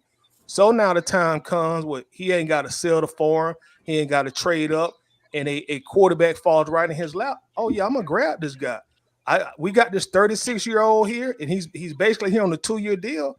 I'm gonna go ahead and get my quarterback. I'm gonna stash him. I'm gonna let him learn, and then 2-3 years from now, oh yeah, I'm gonna bring him out here. So pretty much what I'm saying is, I don't think these were mistakes. I don't think they were bad ideas. I like what the front office is doing. This is so un-Falcon-like, and that's what I love about it because it's not typical of what I've seen from this franchise. And just so you know, we don't spell curse words on here. We curse on here, bro. My bad. My bad. I just don't think the way that we did it Got me in moves us spelling from any of those scenarios that Tidy just named, because the most popular quarterback on every team is typically the backup. Like, so even if you put $100 million quarterback in front of him or a $30,000 quarterback in front of him, when he starts messing up, the most popular quarterback on the team is going to be the guy to replace him. So I get what you're saying, but I just don't think that this way dissolves us of what happened with Mariota and them, because it's going to be the same. If Kurt goes out there, even though he's making $100 million, if he starts messing up, he's gonna hear the same thing that Mariota heard. Like the most popular. That's the thing, especially when you have when we had Chris Chandler and Vic, right? We drafted Vic. Chris Chandler was a starter. Everyone wanted to see Vic because that was the expectation of something new. So it didn't matter if Chris Chandler threw 40 touchdowns that year. We just took Vic number one. We ready to see what Vic can do. That's the hope. So to spend $100 million on that is just, to me, it just doesn't matter, because no matter the minute he throws an interception, it could be not his fault. The receiver could have ran the wrong route. People are going to be like, put Penix in. It's $100 million is not going to save Kirk from that noise that happens. Oh, the minute he makes the first mistake, that's going to be You're right. You're right, but okay, Keely, do you remember what happened when Vic came? Yeah, I was alive. I remember. I was locked up when he got drafted. That's why I asked you, did you remember? I didn't ask you whether you were living or not. But C-Dub, that's right. I need to talk to you too, because you need to say something. But C-Dub, where you at, man? Sit up and stop playing with them toes. He doing his best Spock imitation. He's transporting in and out. But you got the transporting part, right? But this is the thing. What Dan Reeves did, Dan Reeves had Vic in and out of the game. had him in and out of the games. And see, that's why I asked that question prior to Tidy talking. What if? Finish the same way. What I said? Cause see, the first And thing. the minute Look, Kirk makes a mistake, the fans gonna be crying for the backup, just like we did with Mariota. The minute Mariota made a mistake, we were crying for Riddle. And now, man, and don't take me back to those days. Diva is saying the same thing. We don't have the same staff here anymore. Okay, now see, this is the thing. We are so jaded. We are so messed up because of the previous regime. Okay, I know I am. I'm messed up because of the previous regime, and I'm so messed up. Keely, you asked me a question earlier this week. What are my expectations for this year? Now, you saw what I told you.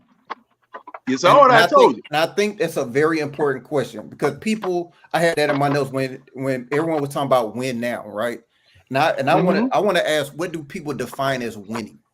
And I think to me, that's why I asked you that question, because everybody's definition of winning is different. But go ahead, finish, because I asked you that question for that reason. Right. And see, the thing is, I couldn't answer your question and give you anything definitive because I don't know about the quarterback position yet. I don't know whether I don't know whether Cousins is going to be healthy. I don't know whether Penix is going to start because I keep saying Heineke, because Cousins. Yeah. Who is that building a building back there? Not me. It's the rain on Coach I told you, C-Dub doing some architecture work back there. He working on his patio while we over here. That's why I've been muted, because it is raining really loud. But I just wanted to say something real quick. One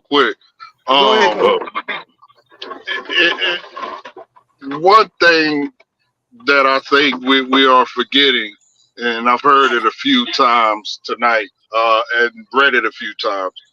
We keep talking about like Healy just said, and I think someone else said it earlier. Like we had Chris Chandler, and then Mike Vick came, and Mike Vick played a year later, or Aaron Rodgers was at the tail end of his career, and then Jordan Love played, and so on and so forth. Steve, all the quarterbacks who have played, and they drafted someone, and then the replacement ended up taking his spot. What we're forgetting is all those teams already had a quarterback in place. We had no quarterback in place. We got Kirk Cousins because the rest of our quarterbacks were little league players. So with that being said, y'all are absolutely right. It is not the same thing. But what y'all not taking into account is we didn't have no one. We had no quarterback. So you can't compare the two, and you shouldn't compare the two. I agree with y'all. You shouldn't compare the two. But at the same time, it's different because all those teams already had a quarterback, and we did not. That's what I'm saying? I think where we're kind of getting at, some of us, is that we didn't have a quarterback in place, but Kirk wasn't the only quarterback in the entire world. I think that's the thing. But again, the question then becomes, okay, so we don't get Kirk Cousins.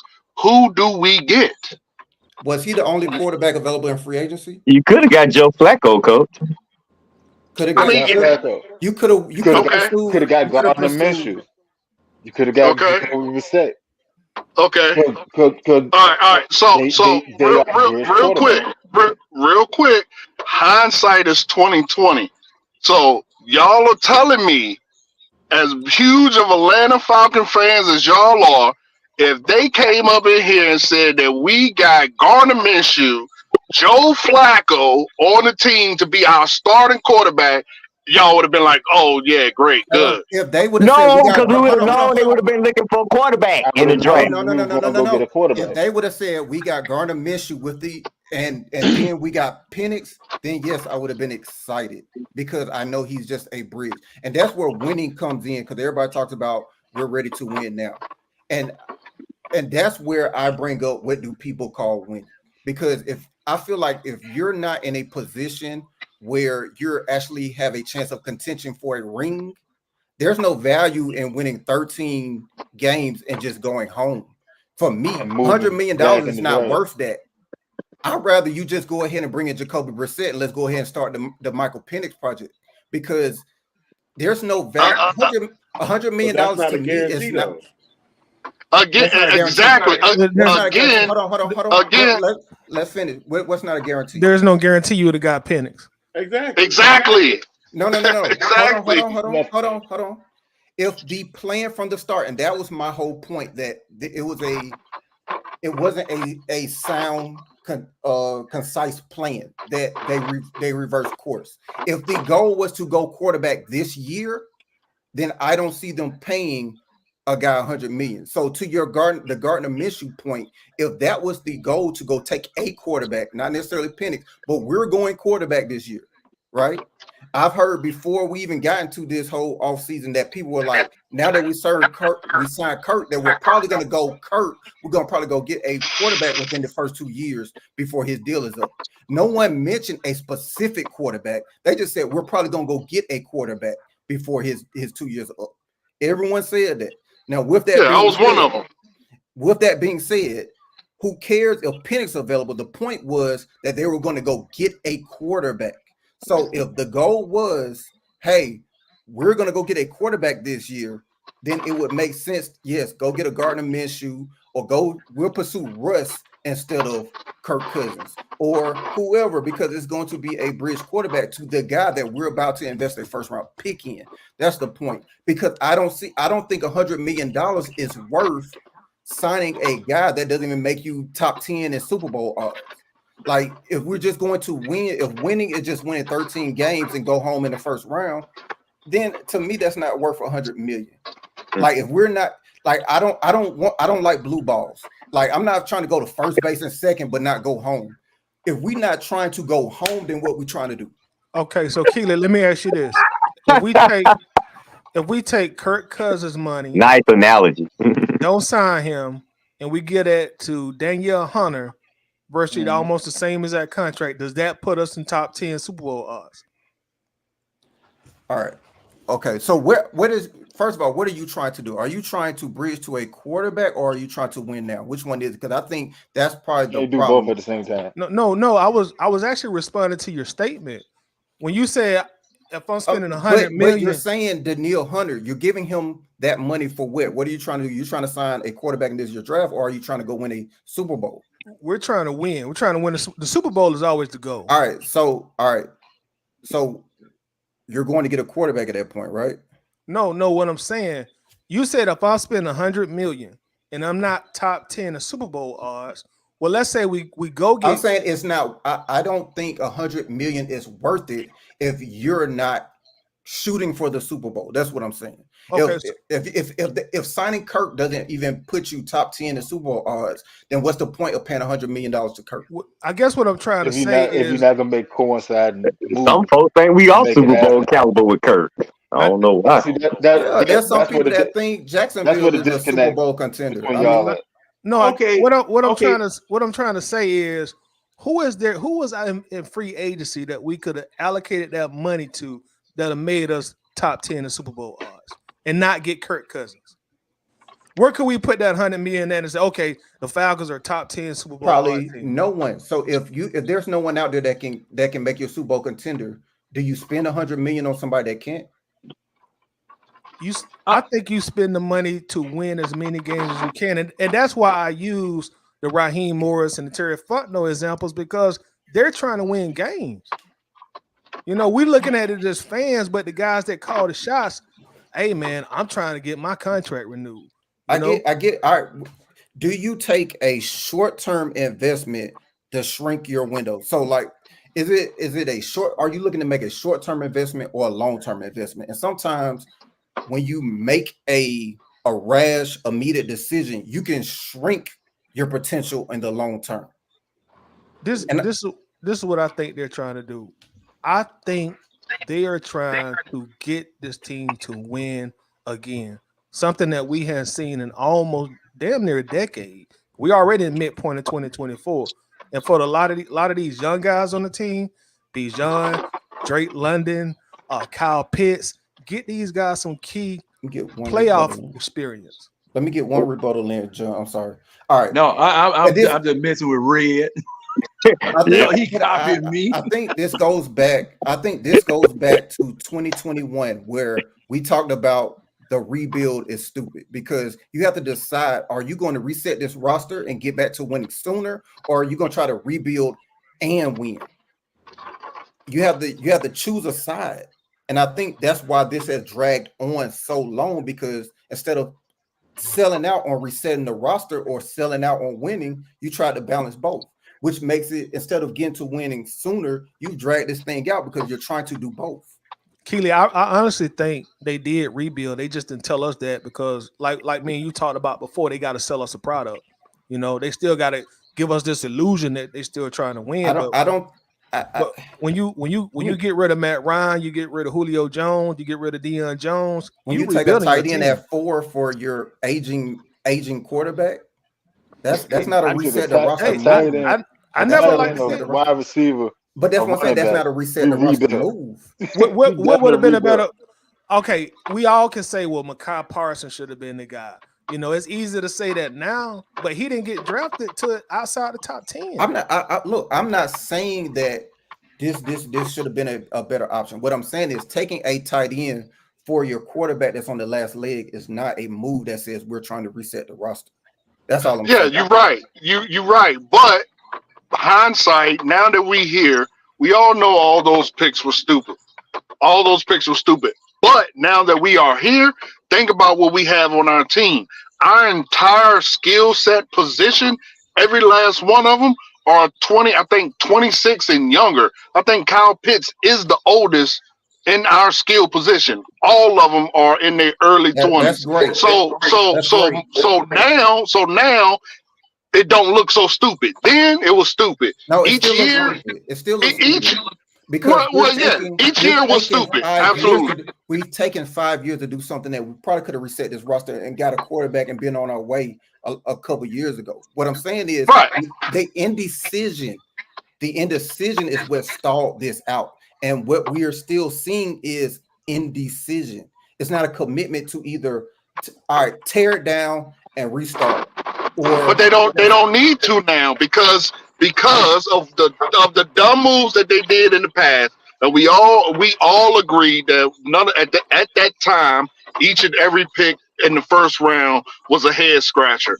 But this year, with all the pieces we got, with all this is what I think I was trying to say earlier. I forgot what you said, and I said you were off about. All the pieces we got now are young. This is why in the off season, the trade that during the free agency, we went and got 2 younger offensive pieces. I don't think that quarterback was the position that we were going to go for, but he just so happened to fall because we got Kirk Cousins. And with all the young talent, with everybody being 26 and younger, that puts you in a win now mode, which Kirk Cousins give you the absolute best chance to win. Now, that's where this whole conversation started. Well, clearly, again, as Toddy has said, your goal is to win the Super Bowl. So there was no quarterback that was free that would have gave you a better chance to win to get to and win the Super Bowl than Kirk Cousins. So none of those. Super Bowl contender. Kirk Cousins and his $100 million makes him a Super Bowl contender. Versus what was out there, absolutely. So you're versus what was out there, absolutely. Which was my point. If signing him doesn't put you in the realm of the 49ers and those guys, then what's the point of doing it? You might as well just go the Penix route at that point. That's the point I'm making. It's the indecision. Because if he doesn't put you in the realm of beating if Kurt does not put you in the realm of beating the 49ers and the Ravens and the Chiefs, then there's literally no point. You just go ahead and go the Penix route at that point. even if we put Patrick Mahomes on this team, we wouldn't know if that puts us in at the Super Bowl because they still have to play games. All you can do is put yourself in the best position to win games. They still got to go out there and play. They still have to go out there and play. They got to play. In a magic world in which Mahomes end up as the Atlanta Falcon quarterback, you do not think Vegas put us as top 5 odds? It's possible, but you just said But listen, what did you just say? You just said if he doesn't put us to winning the Super Bowl, then it's basically a bust, right? Your only goal is to win the Super Bowl, correct? That is the whole point of football. Exactly. Win 13 games and go home. So if the guy you signed does not put you in the realm of competing with those teams, then it's pointless. You might as well have went the Penix. But again, how do you know that he does not put us in the realm of competing with these teams? That's the let me ask you. You talking about Kirk Cousins?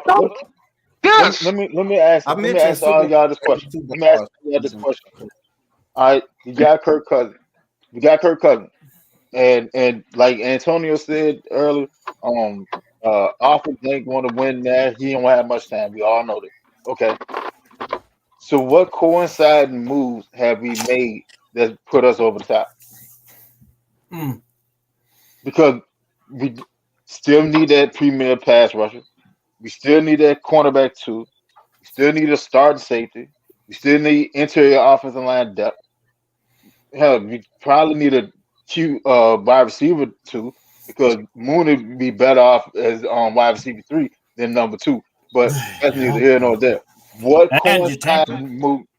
What coinciding and with Tampa to get Moon? So what coinciding moves have we made? If the goal is to win the Super Bowl within the next 2 years, what coinciding moves have we made? It sounds like they deviated from their plan of chasing a Super Bowl. Because now that we done draft Penix, we have to switch up our draft for next season to start building the team around him because he's a left-handed quarterback. So you can't drop him behind the same offensive line that we already have. Caleb behind. You can't do it. You got to get McGarry out the way.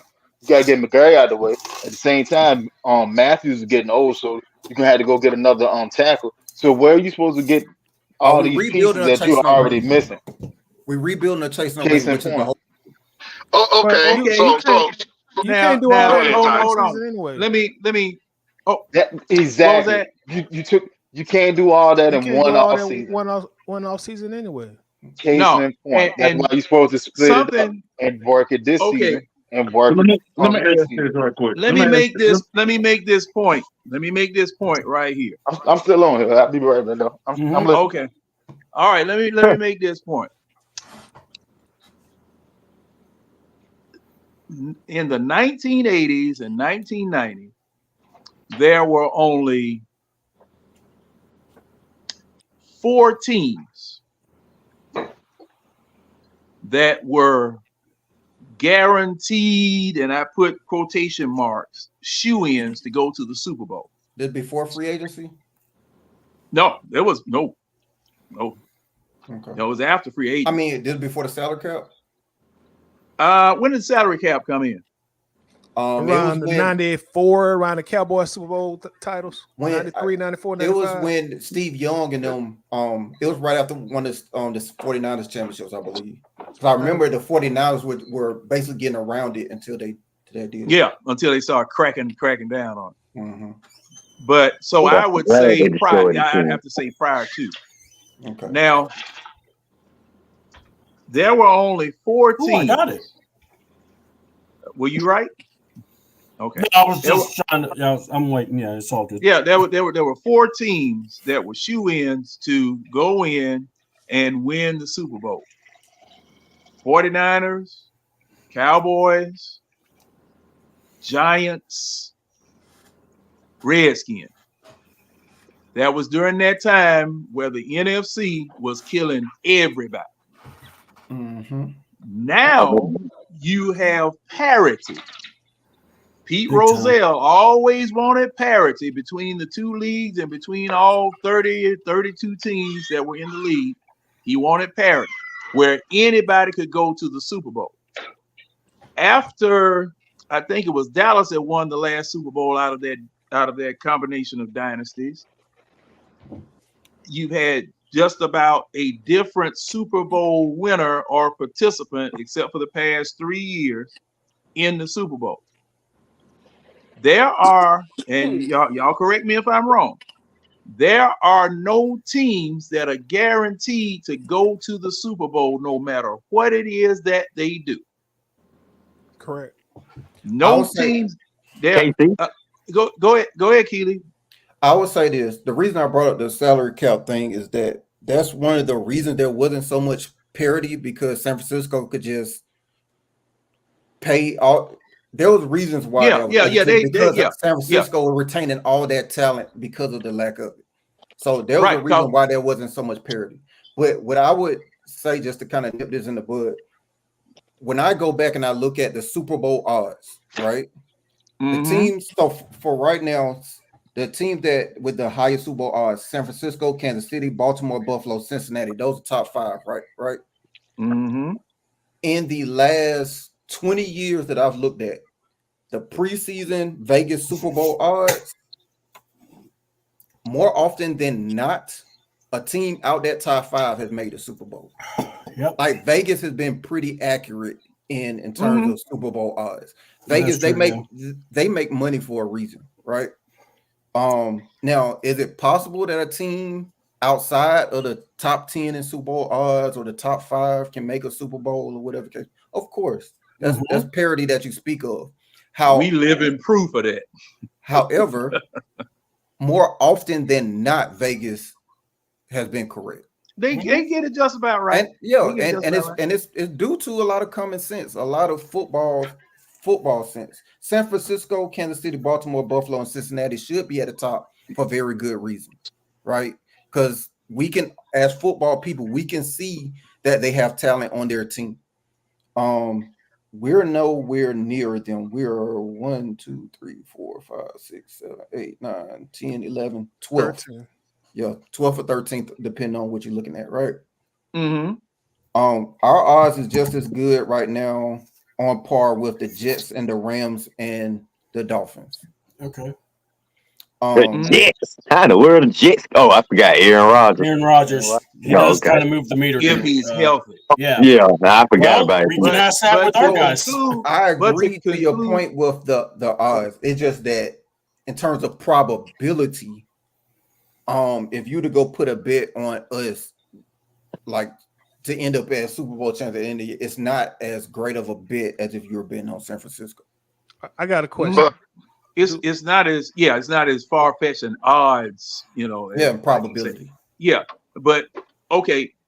Let me say this, Tidy, and I'll let you ask your question, Tidy. Hold on. Now, this is the thing.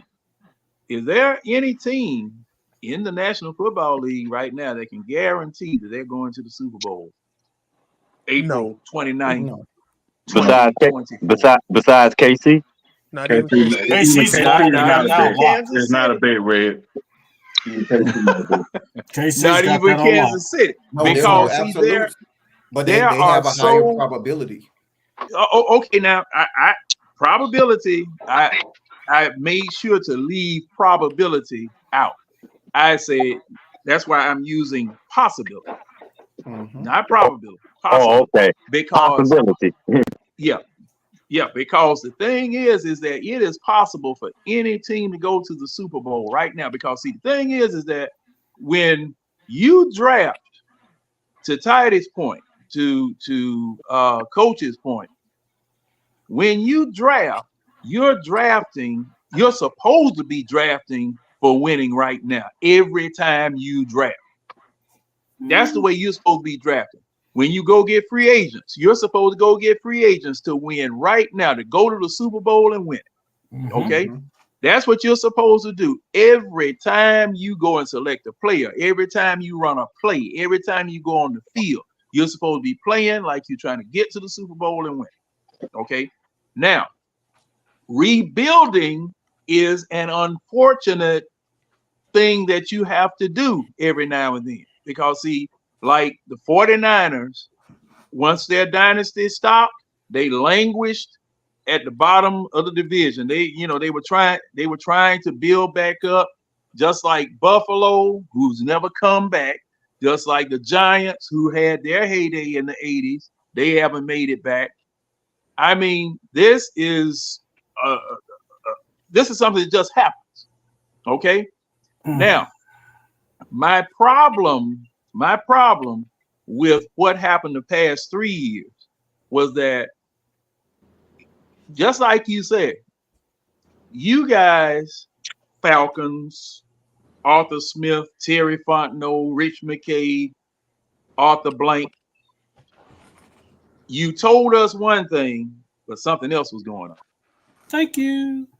Okay, because just like I said, now people were trying to tell, well, John, they didn't really mean that. Oh, yeah, okay. I heard what you said. You said you're not rebuilding, you're here to win now. Okay, so I'm putting win now expectations on you just because of what your mouth said. Now, I know, you're trying to keep people interested. You want folk to come down to the game, just like any of the other 31 teams that possibly may be in the same situation. But you said that you were coming to win now.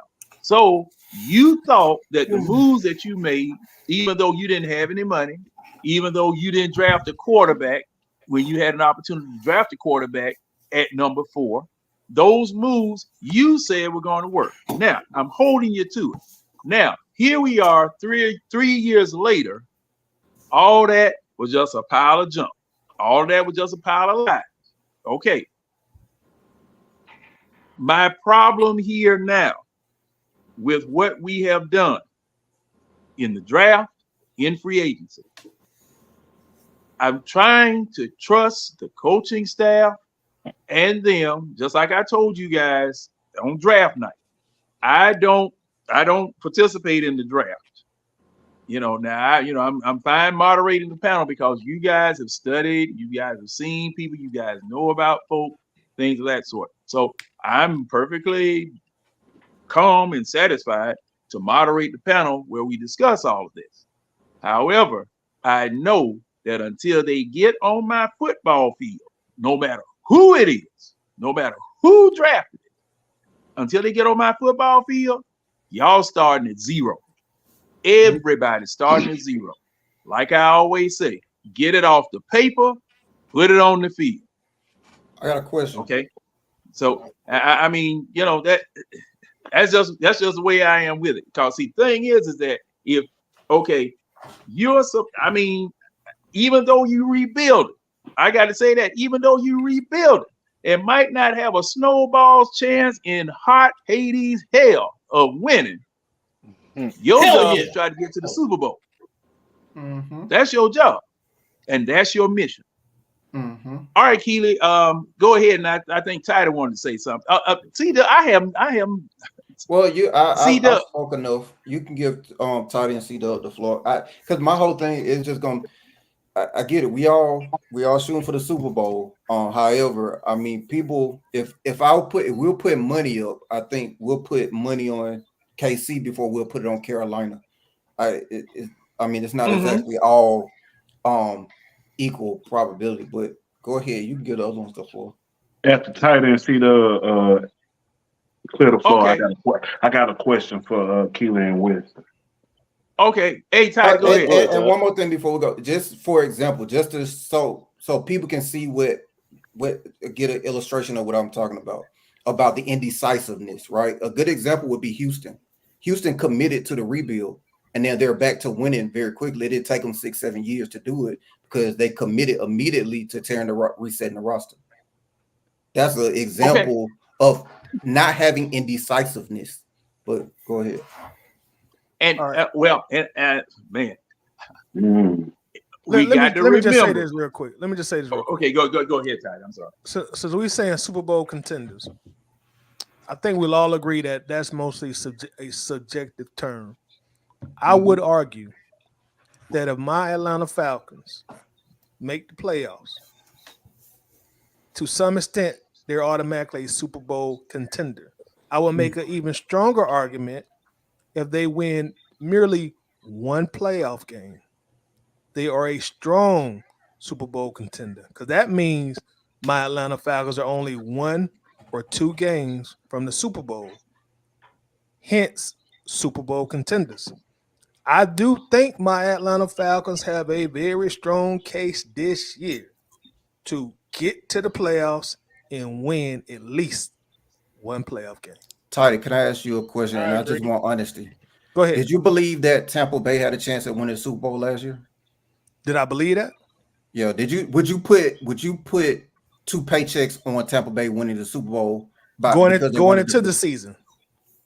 Going into the season, or once you saw them make the playoffs? No, absolutely not. Okay, so you agree that everyone doesn't have the same probability of winning, right? No, So but that's not what I said. I said a Super Bowl contender. I never said probability. I said a contender, because as long as that guy Mahomes is on Kansas City, everybody's gonna have a hard damn time. Because he's a cheat code. I get it. Carolina technically is a Super Bowl contender right now. However, no one is putting their paycheck up on Carolina to win the Super Bowl right now. No. What I said was, if your team, our team, gets in the playoffs, I will make an argument there. If our team wins one playoff game, I'm going to make a stronger argument there. And I do feel comfortable that both of those scenarios are possible in 2024. Okay, it just seems a very low bar of just making the playoffs, because Tampa Bay made the playoffs last year. But I'm Super Bowl contender. No, that's not what I'm saying. You're saying something totally different. I'm saying what makes a Super Bowl contender technically. That's all I'm saying. A contender is a team that people believe is capable of winning the Super Bowl.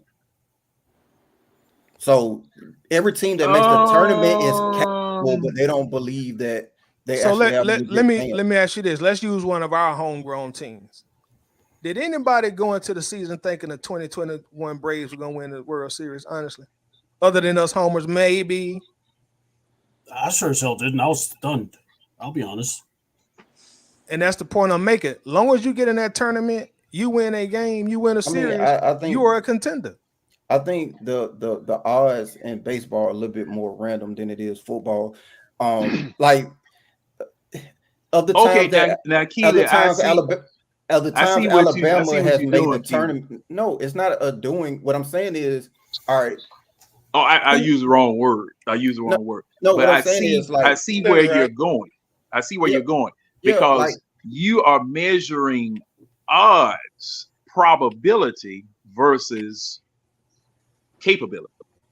Yeah. So for example, the many times Alabama has made the playoffs, at no time did we think that Cincinnati making the playoffs had equal odds as Alabama. However, in baseball, literally a team like the Diamondbacks or the Texas Rangers, literally it's a matter of a couple pitches and boom, the probability is a whole lot different in baseball than it is in football. Like different sports. Yeah, that's what I'm saying. Yeah, different sport. Okay, hey, C-Dub. Hey, I'm sorry, sir. It's your turn, and go ahead, because I know you've been champing it a bit. Yeah. Now let me address Antonio's, because he's right. I've been saying some stuff, and I want to make sure I can make myself clear on this. I'm not trying to run Terry out of here. What I'm trying to ask is this, and I think Tidy actually brought this up too. What's our overall record right now from the last 3 years? 21-30. Right. So, safe to say, how many GMs get to keep a job if their record is under 500? And then add the fact you're about to get handed down a tampering charge, which apparently may be very severe. And what I'm saying is, because everyone's like, well, this is Terry's first year GM. Well, it looks like the NFL doesn't care. It doesn't look like the NFL's going, oh, Terry, you're still a good guy. We're going to slap you on the wrist. It looks like they're going hard. Okay, so that's where I'm like, they're going to have to make sure and win. Now, this move, I hear everyone saying Penix. My thing is this. Penix isn't a bad player. But here's where I'm getting lost. So everyone's telling me we got Kirk Cousins to win now. I'm on it. I understand. So if you're going to get a quarterback to basically sit on the bench, why did we get a quarterback that's had 2 ACL injuries in one knee, a severe shoulder injury in the other? And we're saying, and when he does get to play, I think Keeley brought this up, and I know Winston's brought this up, he'll be 23 or 20. He'll be 26. 26. 26. At best, 26. Not 20. He's 24. He's 24 this week. Yeah, and here's what I'm going to say. And then you hear the press conference, how Terry and Ra were sounding so confident. Here's my hot take. I closed my eyes. I was hearing Arthur Smith, not Raheem Morse. So Raheem is wearing this build, like he's won the championship. And I'm going to go back to what Winston brought up. This roster, what has changed? Cousins. We also now have Penix, but Mooney, a player that you had to tamper to get. And assuming all things, whatever, that's going to be attached to Terry regardless because you can't blame Arthur. But that's your opinion. You have no proof of that, right? Well, whoa. Didn't NFL just say they're going to be bringing down a tamper? No like they're going to take some pictures? Whoa. Why do I need to have proof? It's part of the investigation. Why do I have to have proof when they're the ones bringing it up and reporting that the Falcons? They never said that. The reporters don't have. They never said that. They've never said that. Okay, they're still investigating. They never said we were proven to be tampered. They never said that. So the report about we're going to get severe punishment for tampering, they just made that up. They just pulled it out. That's innuendo. Nobody knows yet. Nobody knows. Well, okay. I'll be nice. Everything is awesome. Hold on. No. Winston, let me do it. Hold on. I'll be the brainwash. I'm not gonna believe anything unless it comes from everything is cool. Part of a team. And then Adam Schefter dropped the bomb, and now what? It got to be proven. And now here's what I want to say. I mean, now until it is not going to happen until it happens. And Adam Schefter, we have to pretend like we don't see that until it happens. Okay, Adam Schefter is a reliable source. Yeah, I have to give him that. He's a reliable source, and basically what he says, is gold. And when Ian Rappaport says it, I don't listen. But it got to happen.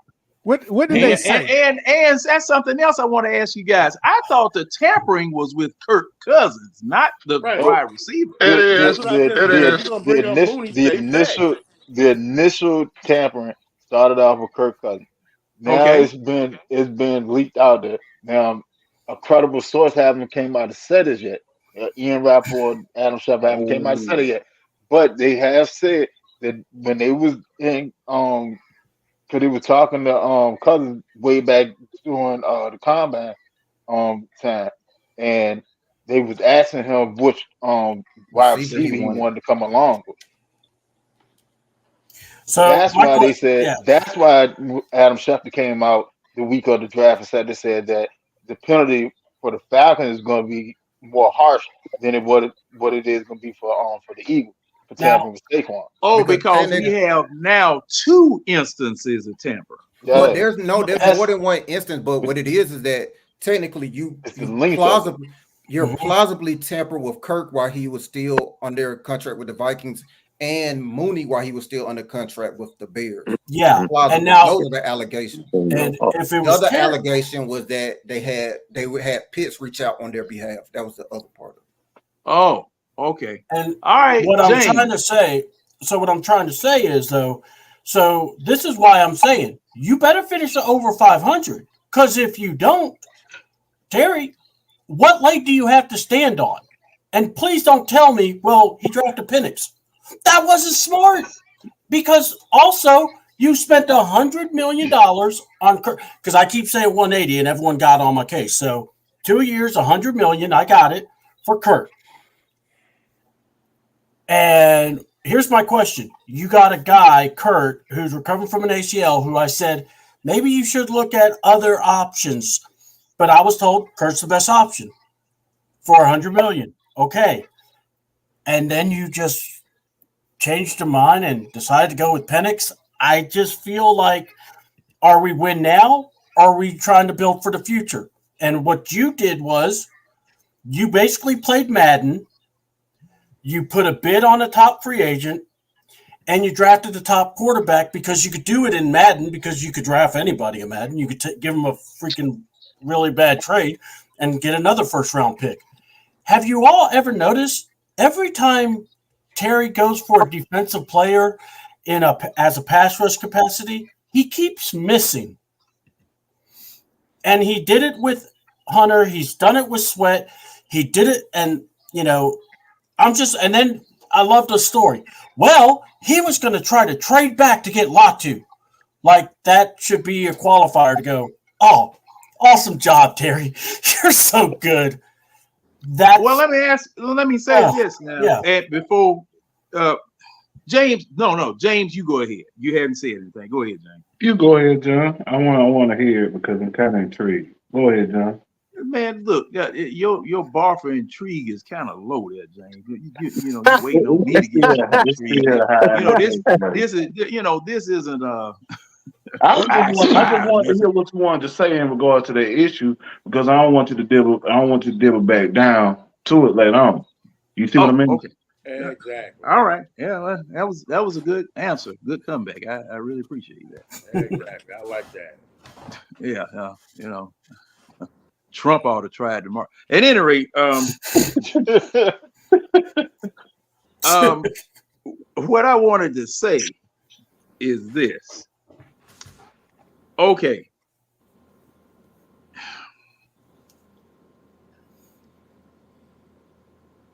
Terry Fontenot, it's something I've said before. I don't know who did it. I don't know who did it these past 3 years. I don't know who did it.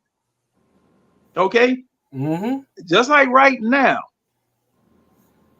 these people that you're getting, Penix, the lineman, the linebacker, the people that you drafted, it's not like Fontenot is getting these people alone. It's not like he's doing this alone. And I still don't think that Fontenot is building this team alone. Raheem Morris, his fingerprints, and this is just an opinion, because of the fact that, okay, you hire Raheem Morris because he's had Super Bowl success. All right. You hired him because he was the next best option after not hiring Belichick. He's bringing a wealth of knowledge. He's bringing experience to the team. So these draft picks and the moves that are being made, it's not Terry by himself. Terry may be the arm, might be the checkbook, might be the negotiator, might be the capologist, might be the person that is formulating these deals so they can get these players. But so I can't hold him totally responsible for it, because this time versus the last 3 years, you have someone who halfway knows what they're doing because they've been in the big seat before.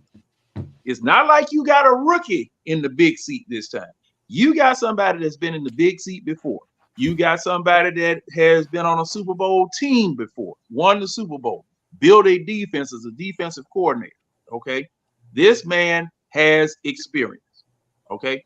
Because of that, that's why I'm thinking that he has more of a role in determining what it is that the team wants, or what it is that he wants for the team, in collaboration with Fontenot, since they both got the keys to the car now.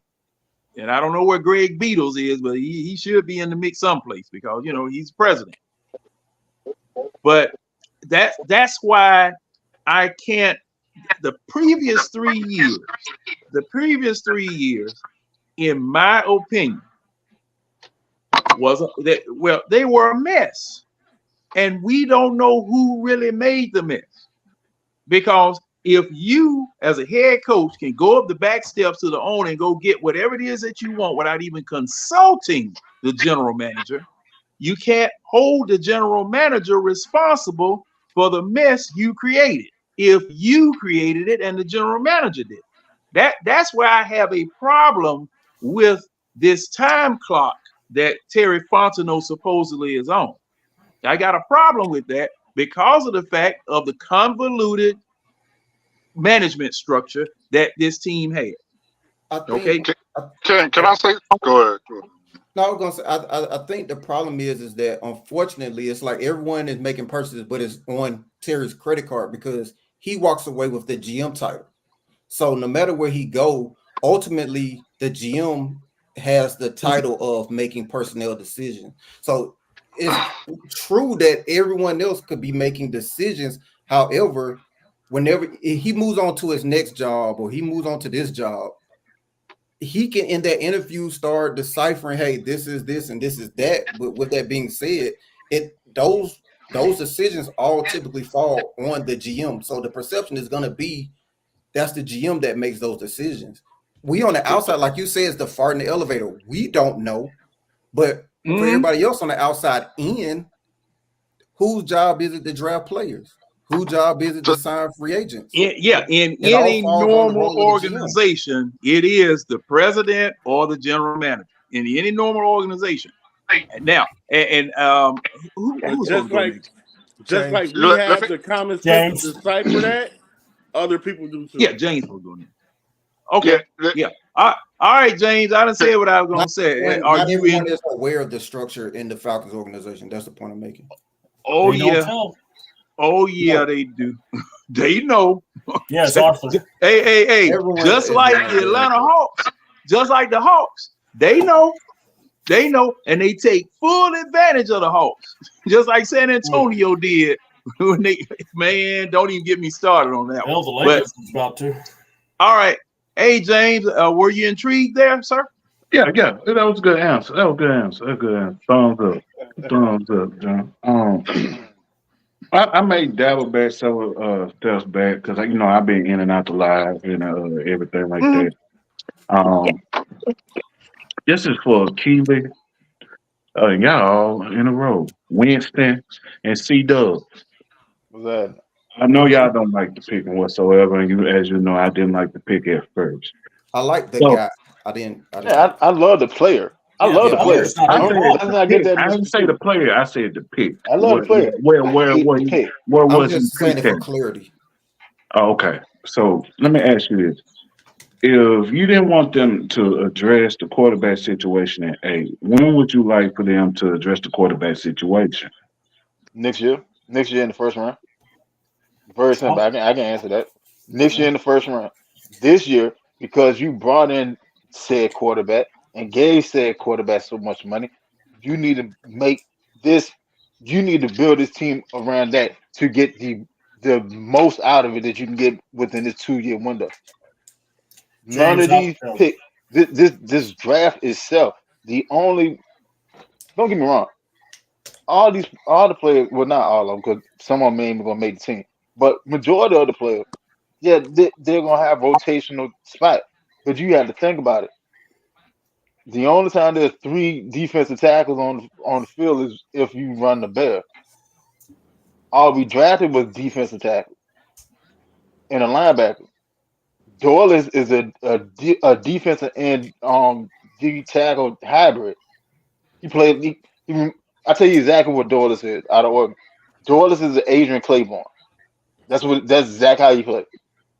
That's exactly what we got. All right. Everybody else are defensive tackle. What about the guy from Washington? Trice is a outside linebacker. He's the only one that's gonna start. Hold on, Winston. That's I said. What? John, can I stir the pot? You got a spoon? You got a spoon? I'm gonna go to Winston. Winston was you were the original one that even planted the seed in my head about Penix going at 8. Because the week before when we was talking about the whole thing about the tampering, you said yourself, don't be surprised if we pick Penix at 8. If we pick a quarterback. He said that. He said that, Antonio. I said it on her. He said it on here. I said, don't be surprised because they're going to other jump. It wasn't last Wednesday. It was the Wednesday before last. It was the week before the draft. Wednesday before the draft. Yeah, so why you so shocked now, Winston? I'm not shocked. I still don't like the pick. Oh, you don't like the pick. Just because I said it, said it. Because I saw the tea leaf. That doesn't mean because that I like the pick. I don't like the pick. To pick a quarterback next year if they came down on us for tampering. Yeah, that don't mean he liked it though. I'm not saying he liked it. I didn't like the pick. No, I think he's saying like if Winston is saying we should draft a quarterback in the first round next year, like how can we if we supposedly supposed to get banned for tampering? No, he was saying this year. Oh, I said don't be surprised. I said I'm gonna throw on curveball. This is that verbatim what I said. I said I'm gonna throw a curveball out there. Don't be surprised if we draft a quarterback at 8. We don't know what their tampering thing is, and that was matter of fact that was the same day that it was the day after Adam Schefter said that it would come down with a heavier punishment on us. That's why I said it. What I'm saying, Winston, is when you said we should draft a quarterback next year in the first round, that's why I just said what I did. Like, how are we going to have an opportunity to draft a quarterback in the first round if we go to the playoffs this year? Because once you get past Shador, Carson Beck, and Quinn Evers, man, that quarterback class next year is trash. It's trash. It's Ben went down to like 18. I think Winston think we can go from 20th and trade up from the 20th pick. That was my point earlier. That literally was my point earlier. KC did get them home. They was at 27. But it don't happen every year like that, man. Right. It don't happen every year like that, and that's something I didn't say it had to happen every year, but you got to understand the climate too. Look at the runner quarterback that just came off the board in the first round this year. Mm-hmm. There's not gonna be as many teams that need a quarterback next year. I guess as of right now, the Giants 9 times out of 10 go draft a quarterback. Outside of that, who else really need a quarterback? Indy. It depends on Vegas. what mention. Raiders, yeah. Vegas. Andy got Antonio Richardson, don't they? What I think what we're trying to say. They ain't gonna need him. I think what we're trying to say is like a lot of time as fans we just say, okay, we'll just trade up, but that's not always easy to do. Now, Keely, you know, man, you had a back and forth, and I said sometimes when teams get settled, they're not gonna move. And as you saw, these first 3 teams, nobody moved. They was like, I don't care how much you call, what you offer. We're gonna draft Jaden Daniels, we're gonna draft Caleb, and we're gonna draft Drake May. So a lot of times when fans say, well, let's just trade up, that's not always plausible. We had 3 teams calling us to trade up, and we hung up on all 3 of them. But to Winston point, there's going to be less quarterback needy teams because everyone took a quarterback, ran on quarterbacks this year, and there's going to be less quarterbacks too. But you still have a team still has to accept. A team still has to. That's exactly what I said earlier. A team still has to accept your trade up proposal. If they don't want to trade, if they don't want to accept it, you're not going anywhere. You're going to draft when you draft. The problem I have with your statement is that in the 100 years of the NFL draft, that teams have accepted trades and people have rejected trades. They're both equally plausible. People have rejected trades, correct, and they have accepted them. So just focusing on one of the plausibilities is asinine to me because both happen. So you want a team not to draft in hopes that the next year a team will accept their proposal to move up. What I want is for my organization to decide either they want to win now or they want to later. rebuild. That's but what I Like, you said from can't. the but jump. we talking about trading up. So this is what I want to say to everybody on the panel, because y'all done all scared me tonight into thinking we're gonna lose our entire draft class next year due to No, tampering. I don't So think that. But I think Hold I think on, we Tiger. I No, ain't said nothing about that's the just one of tampering. the things. right. Brad, Go ahead, don't bro. cast your Hold fears on. on Wait. everybody I'm else. I'm First just and exaggerating the fourth. course, y'all. I'm Yeah, exaggerating. okay. I'm Fair. exaggerating. But I think it's fair to say we may get slapped on the wrist for something. My point Mhm. is, Which is if we're on gonna the front lose some office. draft capital next year, wouldn't y'all agree that's gonna make it extremely hard to move up from 22nd back into the top 10 if we already done lost some draft picks due to tampering? Tidy, you're correct. However, the issue is we shouldn't be in that situation. This goes back to my point in the first place. The front office has fucked up from the beginning. Excuse me, John. They Exactly. No, fucked up go from the ahead. beginning. The front office is the reason that we If he didn't say have that, to I've even seen have a this discussion situation about How? losing picks How? because But because that's they not. tampered. They because they tampered. were sloppy in their I'm pursuit gonna of wash Kirk your mouth Cousins. out with soap. Hold on. The But reason we're Greg, the reason we're in danger of losing picks is because allegedly they were sloppy in their pursuit of Kirk Cousins. Correct? thank That's you. the only reason. no, no, no, No. no. The reason we are investigated for tampering, which every single team does, is because Kirk Cousins' dumbass went up there and told on us. Now let me tell you why That you're wasn't wrong. Hold that on. wasn't No, the that wasn't the hold front on. office. That was You can Kirk stop now. Cousins. You can stop now. Let me tell you why you're wrong. Because the Well, I mean, investigation I would have can, but the investigation would have been concluded because that's open and shut. There's Yeah. evidence that he said what he said. They wouldn't Hey, be that's continuing a to lot. that there's You more can't allegations erase that. behind it. The investigation would have been open and closed because clearly we all got him on tape saying it. That's the investigation doesn't need 33 And- weeks to see what he already said on tape. The other allegations are the fact that they're investigating. Did the Falcons use Pitts to reach out to Kirk Cousins? Did Kirk Cousins come back and say, yes, go get Mooney? And the other one was, what was the third one? Pitts being a part of what they have looked Wait a at us. minute, it's three. I thought it was just two. I ain't What they have looked at It's a new us charge and every Kirk 5 Cousins not minutes, open his yeah. mouth. I right. Well, I took the time to read the allegations. I also shared some of those allegations that were reported by with the Falcoholic, and I shared it with the group on here last time we was on here.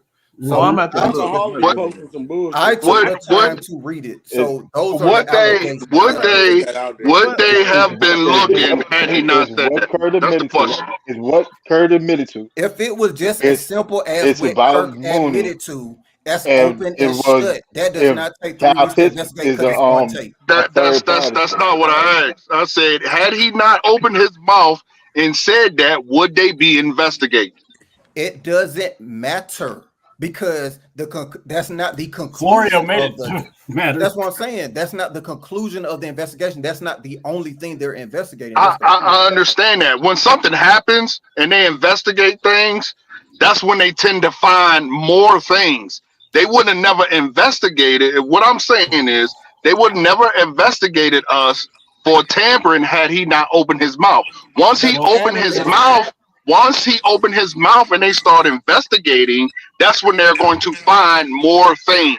And is there what I'm wouldn't be saying. more things to find if our front office did not be sloppy in their pursuit of Kirk Cousins. That's my point. Come on, we could be talking about just a loss of a 6th-round pick if it was just a matter of Kirk Cousins opening his mouth. Okay, but with all That's that the said, point. okay, our bad. With all Yeah. that said, why Our very bad. Right. Well, okay, I'm gonna sit on that sword for the team. With all that said, doesn't it make sense to y'all why they gonna go ahead and take the quarterback now and they ain't got to give up none in draft? We already and Tidy already said yes. That does not dissolve the fact that it's their effort that created it. Exactly. And not that, but you signed $100 If they million hadn't messed quarterback. up, if they hadn't messed up, That was done from the get-go, C-Dub. hold on. Exactly. Y'all If they talking about hadn't some messed up, hindsight shit. we wouldn't have been forced to use the 1st-round pick to go get Penny. That's not necessarily We true, would have though. drafted. Come on, Adam, man. No, I'm serious. That's not necessarily true because and I'm gonna go back to this. If we're supposed to win next year, like I get it as fans, we always say, well, we could trade up. You can't always trade up. You can't. Right. All right, You can't so, always all right, trade that's up. cool. That's cool. And I put it to you like hindsight that. is 2020, fellas. Hindsight is always 2020. There's always Yeah, there's always a you're team right. that you're gonna Hindsight is call. 2020, and we can There's still always a say they team that fucked you up in call their and you pursuit of offer Kirk them a Cousins. You're right. trade, Both are true. and they say So no, we're You're gonna right. stay put. You We can't can always still And say trade that, up. and Hey, that's James. very Period. possible. James, go Period. ahead. That's period. so Go ahead, James. so with that being said, Mr. Red Light Special. Roxy. y'all chill. I'm trying to have a serious moment. Y'all got me laughing. Hey, So with no that one being came to hear you said, sing. Roxy. even though hold on, Red, I got this on my All head. right, man. Hold on, Ray. So even though they invested over $100 million in a quarterback, how does that make them indecisive to go ahead and get their future? No. Oh my God. All right. So here's my question: are they making a decision to win now with see that. Kirk in Yes. the future? Which one is it? Are Both. they making a decision to Both. It's really both. no? Because It can't be if both. they're making a decision to win now, Hold on, Keith. How can it Winston, not be both? how can it be both? All How right, can it like I not be said both? earlier, if like Penix like move to win now You or mean to later, ask how can it not be both? Yeah, if how Penix can it a not be move to both? win now or later, Thank you, John. Both. It's a move to win now and later because you don't have no slip off If when it Penix comes is to not your expected to quarterback. play The this year, transition is then how's smooth. that a move transition to is win just now? smooth to now. exactly. If If he's not Penix, expected all to right, play, how's I that a win? look, I get the point of That's just like Green Bay hold on. I situation get with the Aaron point of Rodgers and securing the Jordan future. Love. They No, knew it's not. Jordan It's not Love. the same situation. Hold on, Winston. Go ahead, bud. You knew that Jordan Love wasn't going to play over A-Rod at that point. So they went ahead and drafted him in the first round anyway. So when Aaron Rodgers retired or he moved on, it's a smooth transition. So would Jordan It's Love the apply for same Green way. Bay to win now? It's not the But same they thing. were doing Because both at the Aaron Rodgers same was sitting time and because holding. they were still No, winning. Aaron And Rodgers was sitting and holding don't Green they Bay only hostage been because moved to their the last two two seasons seasons before with Aaron he kept Rodgers. saying that he was going to retire. He going to retire. He going out there Who's in the Green damn Bay desert, Packers But taking goddamn Winston, ayahuasca and Kirk stuff, Cousins and ain't then he gonna be come back at the last around. second. You know Hold Kirk on, Cousins hold ain't on, gonna be hold on, around hold on, hold on, for hold on. 2-3 years. Because, hold on, So because now you're how talking about two different things. You so when do said that you the address Green the Bay quarterback situation is the situation same then? beginning. Because a year later, the quarterback class ain't gonna be as strong as So this class, bro. But you if just that made my was the point. case, and then Penix was going to be the pick, why the hell did we go get Kirk Cousins? Because we could have further built this team. You We could have just said got it a was bridge both, quarterback. and that's the And point. so You you just can't said it do was a both. play for both. That's the You point. Well, can't wait do a both. minute. Winston. Now see, now I heard two different things tonight. And I think it might have been Miss B, or either Diva said it, that the Falcons were surprised that Penix was available, and they And grabbed they him. said it. Yeah, And they said that's it. cool. They literally said it. So was it So they okay? deviated from winning now and But decided to take a pick to win later. like I said, How is that? and I asked this All right. question before Okay, Tidy you even just first said, started. James, you Hold just on, said hold it was on. a pick for both. Did you not just say that? It's for win now It and is later. a pick for both because they want to have a smooth transition There you when they go go. to the quarterback so there they you can go. continue winning. There you go. So if Was we it pick win Russ the now quarterback or later? That pick was to win later. That was not a pick to win in 2024 because he does not help you in 2024. In 2024 at all. Well, see, well, He's I not don't going to know. go out there and get Okay. a pass. So He's not going to go out there and get a hold sack on. in Let me 2024. say He's this. not going Let to me play say this. safety in 2024. He's not going to get a sack in 2024. He's not going to kick a field goal in 2024. He's not going to hike a ball in 2024. He's not going to do any of that in Hold on. 2024. Now, Keely, He's like not I going to play center. asked, We don't know that. You don't know that at all. what You if don't they know that at all. use him? What if they How not? use him like Taysom Hill? Huh? They're not two guys Penix, coming off two Penix is not a ACL dual tests. threat quarterback. Why not? Let me ask you a question. He's not running like that. I Huh? think Penix had like 80 yards rushing last year. He's not a dual threat quarterback. So you're not gonna sit in and put it in a package like Taysom Hill for him. That's not gonna happen. Not a guy with two Well, ACL. now, and then look, hold on. That, hold on, watch it. Even beyond that, would you actually sit there and risk Penix getting hurt behind Caleb McGurry protecting his blind side? Just If he's to run, wait a run the minute. packages. Now, Come on, man. now, You have to hey, understand. hey, He's left-handed. He's not hey, right-handed. Winston, you can ask that same question about Kirk Cousins. But at the So same let me time, let me You can ask yeah, that same question about Kirk he's Cousins. not protecting Kirk Cousins' blind side. Let Hey, me answer this Winston. question. Let me answer this question. Hey, Winston, the Come way on, man. Caleb McGarry let people in, I don't care whether it's the blind side, the seeing side, or the underside. All outside coming inside. hey, Yeah, yeah. I hey, mean, whatever. Hey, he about bad as a hey, John, turnstile real and quick. Sam Baker. Or He the about bad as Sam Hey, Baker. John. Hold on, Yes. Coach. Let me answer Hey, this hey, question right quick. Let me answer this question. C-Dub. Yes. So you said 9-8 with Jordan Love Yeah. was successful. Did they make I the mean, playoffs? well, here's my question I wanted to Hold ask. on. Answer my No, question. Did they make the I'm play? about to ask. Did they I make the want to playoffs? answer your question, And but did they beat Dallas? I was asking a question because I saw that they only went 9-8. Now, yeah, they won the game in the playoffs, but now they got to go again second season where everyone's now seeing them. They've So seen they Jordan Love. building So off. we can't even say Jordan Love is successful. He just had a string of good games. That's what I was asking because he did have a string of good games. It's not like the whole season he was dominating. It's not It like wasn't he beat like us. he was kicking butt everywhere he was playing. So y'all were like, "Oh man, Michael Penix, he's We beat gonna him with Desmond come in Ridder. and he's gonna be elite." We don't. I don't think no know. one said that And at all. well, And did nobody honestly, say that at well, all? I mean, everyone's like, "Oh, well, you don't know. He I might think play it'll be a next year." smooth transition. This is where I want to go here.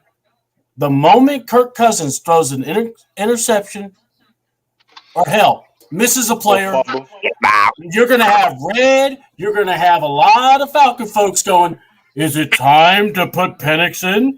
We should put Penix in. Penix is a young guy. We got to put Penix. And then not even mention the fact that your defense has suffered because you didn't go get a safety. You didn't get a corner. You were rushing to get these defenders that Riston was talking about. So everyone's just want to bring up, oh, we draft for our future. We are trying to win now. We haven't made the playoffs since 2017 or 2018. No, 2017. Well, okay. 2017. 2017 was the last time we were in the playoffs. That's what I was trying to say. We haven't even made the playoffs since then. And everyone now wants to worry about our future? We haven't had a winning season. Wait, Okay. We So- haven't had a so- winning so- season. But guys, So- I'm gonna be honest, y'all. Like y'all are glossing over the fact that in order to be successful at some point, you got a plan. That's in every aspect of life, from football, basketball, life, losing weight, whatever your goal is. There got to be some pre-planning in place. You just can't say, "Well, I'm gonna go into 2024. We're gonna win a Super Bowl in one off season." You got a plan to that, no matter We're what you're saying it's been a doing. bad Yeah, plan. yeah, what That's we're what saying it's been is, a bad yeah. plan. And So It's we a were, bad plan. Wait, So- hold on, wait, hold on. Watch it. Hold on now, hold on. We can't call this a bad plan until games have been played now. I can Hold say on it's a bad plan because we've been losing ever since they instituted their plan. I can say it's bad. No, All You can lose before that. right. We haven't had a winning season since they started. Exactly, but at the same So the plan time, can be better. you got a new head coach with a new scheme, new ideology, new ideas. So you got to at least give him an opportunity to put his blueprint on the team. You just can't say we just can't say in April, his plan failed. He ain't even coached his first game here yet. We're not talking about Raheem playing. Yeah, we're not talking about Raheem's future. Plans. This is Terry Fontenot's fourth year. But and you can't talk about what Terry doing without including Raheem. They go together. We just did that with Arthur Smith and Terry Fontenot. No, you can't. You did that with Arthur Smith and Terry Fontenot.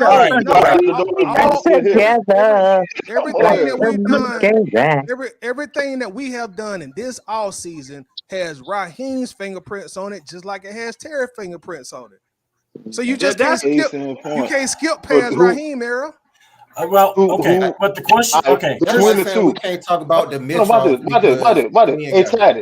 had it. Between the two, if we have a losing season this year, who gonna get fired? Nobody. I don't know. Between the two, if we Look, have a this losing is what I was saying season, before.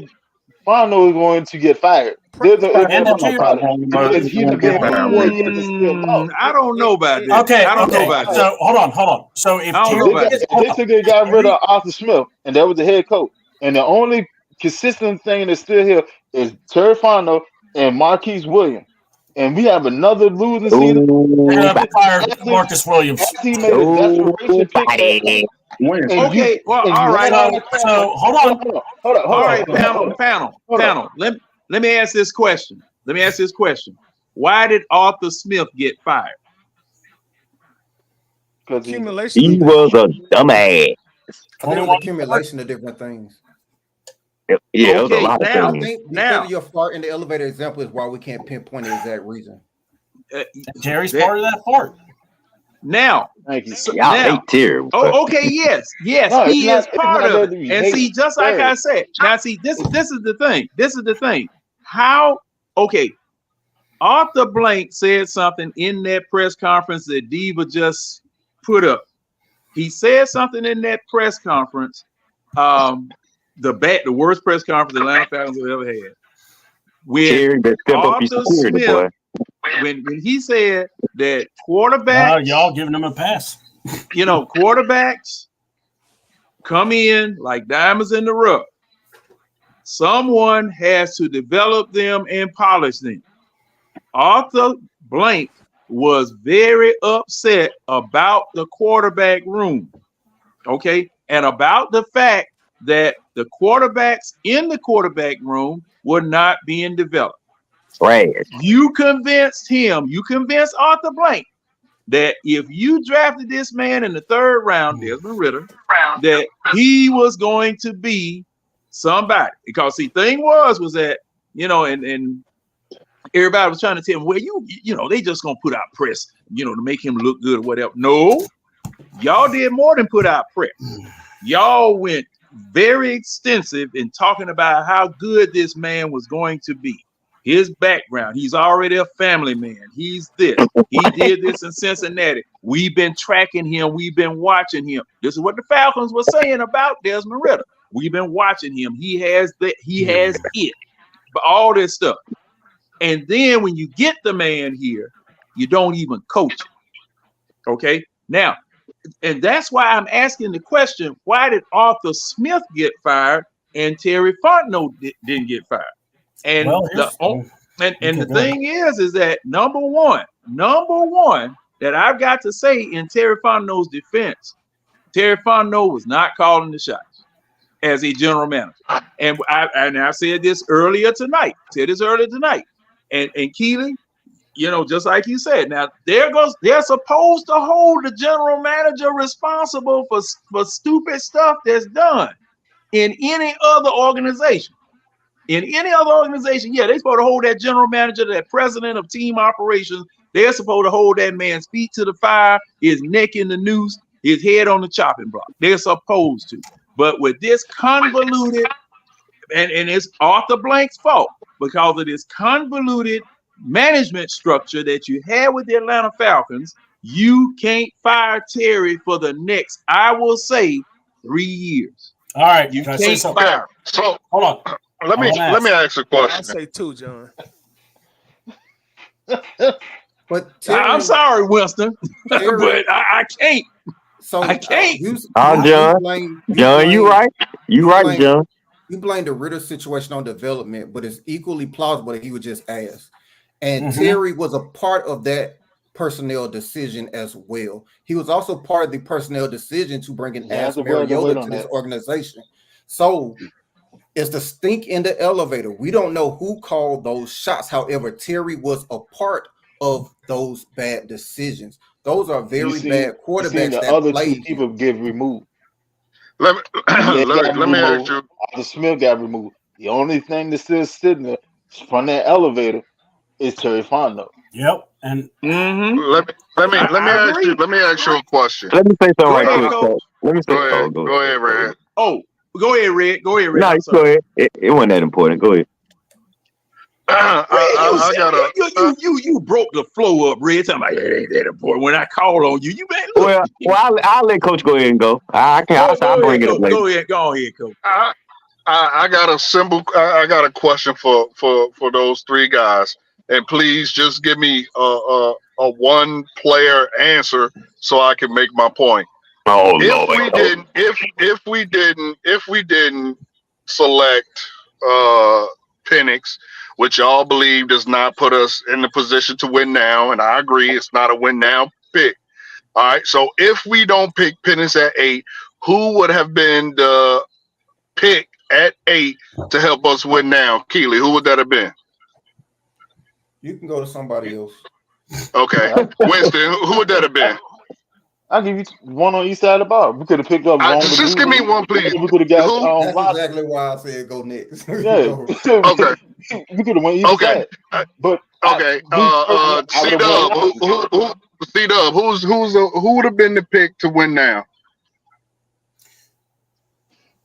I was trying to listen to Winston finish what he was going to say, so I didn't take his answer. Look, I wanted a pass rusher. I wanted Javon first. So okay, so y'all named y'all's players, and this is why I asked that. In the year that we and y'all believe that those are premier players, right? Premier picks. Those are game-changing picks, right? You believe Penix is a premier player? I just said he's not a win now. I agree with you. He's not win now. That's not what I'm asking. I said, do you think he's a premier talent? I didn't say can he win now. I said, do you think he's a premier talent? Yeah, I think he's a premier talent. Absolutely. All right, thank you. Continue. All right. So y'all believe that he's a premier. These are premier players that y'all selected, right? Okay. In the year that we went to the Super Bowl, did we draft any of that type of premier player that draft? Grady Jarrett. Yeah, Grady Jarrett. Neil. Grady got Beasley for that 1 year. Hold on. Deion Jones. First Deion Jones was not in the first round. I said Neil. I'm talking now. I know Neil was. I'm talking Winston. We got so Neil was graded. Game-changing player. Neil came in 15. Game-changing player. You say first round. 50. Yeah. So what was that title? Drafting him. We drafted Beasley. Neil came in 15. No, we drafted Beasley in 15. Neil came in 16. Beasley in 15. Neil came in 16. Big Beasley was 15. My apologies. So I swear y'all saying the same thing. So my question is, was Vic Beasley touted as that premier guy that y'all just named? Was he up on the board as a game-changing player before? We're not talking about hindsight. We're talking about when we drafted him. Was he on the board as that game-changing player? Yeah. He was a highly rated defensive end. He was a highly And I don't know about game changer, but he was definitely a highly rated defensive end. No matter what attitudes you want to add to it, no matter what attitudes you want to add to it, he was a top 10 rated pick. No matter what. And we drafted him at 8. In the following year, he led the league in sacks. That's an impact player. I understand that, man. I'm asking you when we went to the draft and we drafted him. Well, because I truly don't remember. Was he on the board as one of those game-changing players? Yeah, we told you he was a highly rated guy. Yeah. Oh, okay. No. Yes, he was. He wasn't. He had a lot of question marks coming into the draft, and just like we're doing about Penix, people questioned the Beasley pick. Everybody said we should have got Gurley. So no, he wasn't. That's what I thought. I couldn't remember. Gurley was rated higher than him. What happened is he had what happened with Vic Beasley. What happened with Vic Beasley? If y'all don't remember, he just had a fire-ass combine. Which made I didn't remember. Doing numbers in Clemson. What are you talking about? Which made it. There was a lot of questions about Beasley. In fact, John, you can attest to this. Chuck Smith kept going on the radio saying he told the Yeah. coaches not to draft Vic Beasley. Yeah. I do remember that, I Tidy. do remember that too. But So yeah. but he's still Tidy. He's still coach He asked still us, was he a highly rated prospect? highly And the rated. answer And to if you coach's listen to question Thomas Yeah, Dimitroff, is yeah. yes. Harris for that. And Thomas Dimitroff loved him. What I thought, Coach asked when what I Vic gathered from Beasley what came out, Coach was he said, highly rated? I And thought he said, that's was a he fact. He like was a a top premier 10 rated player? player. I don't think he was a That, premier player. He just that's what everybody I'm was asking. saying. I'm Player asking. coming out. I'm asking where exactly right, Toddy. I'm asking, was he on the same level? Was he a highly rated on the draft board level player of the ones Yes. that they are saying that we should have got this year? Yes, because I want Yes. everyone to do what I just did and pulled every single 2015 mock draft, and all of them had them going top 10. Mm-hmm. Oh yes, And he and went all top of 10. them. Hold on, Drake may have plenty of question marks, but no one thought he was going outside the top 10. They still had him as a top prospect, despite the fact he had so many questions. But yeah, that's not my reason for asking. My whole reason for asking this simple question is because it wasn't a surprise, basically. yeah, okay. Again, I don't remember specifically his grade that year. I don't remember if he was. I know I wanted. I believe it I'll was. look it I up think it for was you. Gurley. I think it was Gurley that came out that year that I wanted. I don't remember. What year? But anyway, What year you talking about, Coach? They both came out it's in 15. 20. Yeah, It's 2015. 2015. They both came out in 15. Oh, okay. Gurley went like But- third but- overall, I think. But Gurley this went is I'm third looking at the overall that NFL year. scouting report. It says grade 670, year one starter. Like every single thing, his NFL comparison with Bruce Irvin. This is on NFL.com. You talking about Okay, Beasley? but Yeah, Vic Beasley. but Everything the leading up to reason draft say he was a top 10 pick. the reason Like I say, Chuck the Smith was reason the only I one that asked- did it on him. Yeah, Gurley, the Gurley reason went 10th overall in the 2015, and Vic Beasley came out at 8. I think. Yeah, Yeah, 8. He was 8. drafted 8. Okay, but again, my reason for asking was just because you quote unquote get that premier guy like y'all said we should have got at 8. That doesn't necessarily translate to we're now contenders, because that year I think they had us like ranked 20th. Like we were ranked super low. And what happened? You got to play the games and we end up in the Super Bowl. That's How does that literally not my apply whole point. How does that not apply to everybody in the draft, including the quarterback we took? That Because nobody y'all was making guaranteed. because y'all keep making this point that we didn't do a quote unquote win now pick. You have to play the games regardless. So even if we had a That guy, applies even if to we the quarterback we took, that applies to everyone. If no matter who we took, it's the same thing. It applies to everyone. That doesn't mean Correct. you still don't take somebody that you feel can help you win now. correct, Any correct. defensive end can go. Penix cannot go Okay. get a sack this year. Verse can. Right. Okay, now It's just one that thing simple. that I have to say at this juncture, and you know, I ruffle feathers all the time when I say it. Ruffle them up.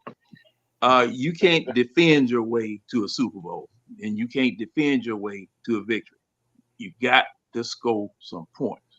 I'm a offensive man to my heart. You know, especially the Me way too, that Jim. the rules are now, where they help offenses, negate defense. Okay, the you go get main Rome weapon. What was that, Keith? That's why you go get Rome Medusa. If you believe you need an offensive help to help win now, then you go get a receiver. If you feel like if you're an offensive guy, I mean, either way it go, he helps you in 2025 Immediately. better. Immediately. I think. yeah. Well, I think Well, we would have got not necess- Marvin okay, Harrison now- or Neighbors had they failed to us. now, they now, failed see, to this, us. Available. now see this is the Yes, thing I'm about saying a they had wide failed receiver. to us. We This would've got thing about a wide receiver, they depended on the quarterback. We got Ding, one. ding, ding, Unless, ding. We had a quarterback. We just We paid had signed a $100 million. quarterback a month beforehand. So that was taken care of. That's the point. And then we had a backup quarterback and we restructured his contract, so that was taken care of. We had two So we could have quarterbacks. went in the draft and went down and other quarterbacks further than when last you say, if you need an look, emergency quarterback.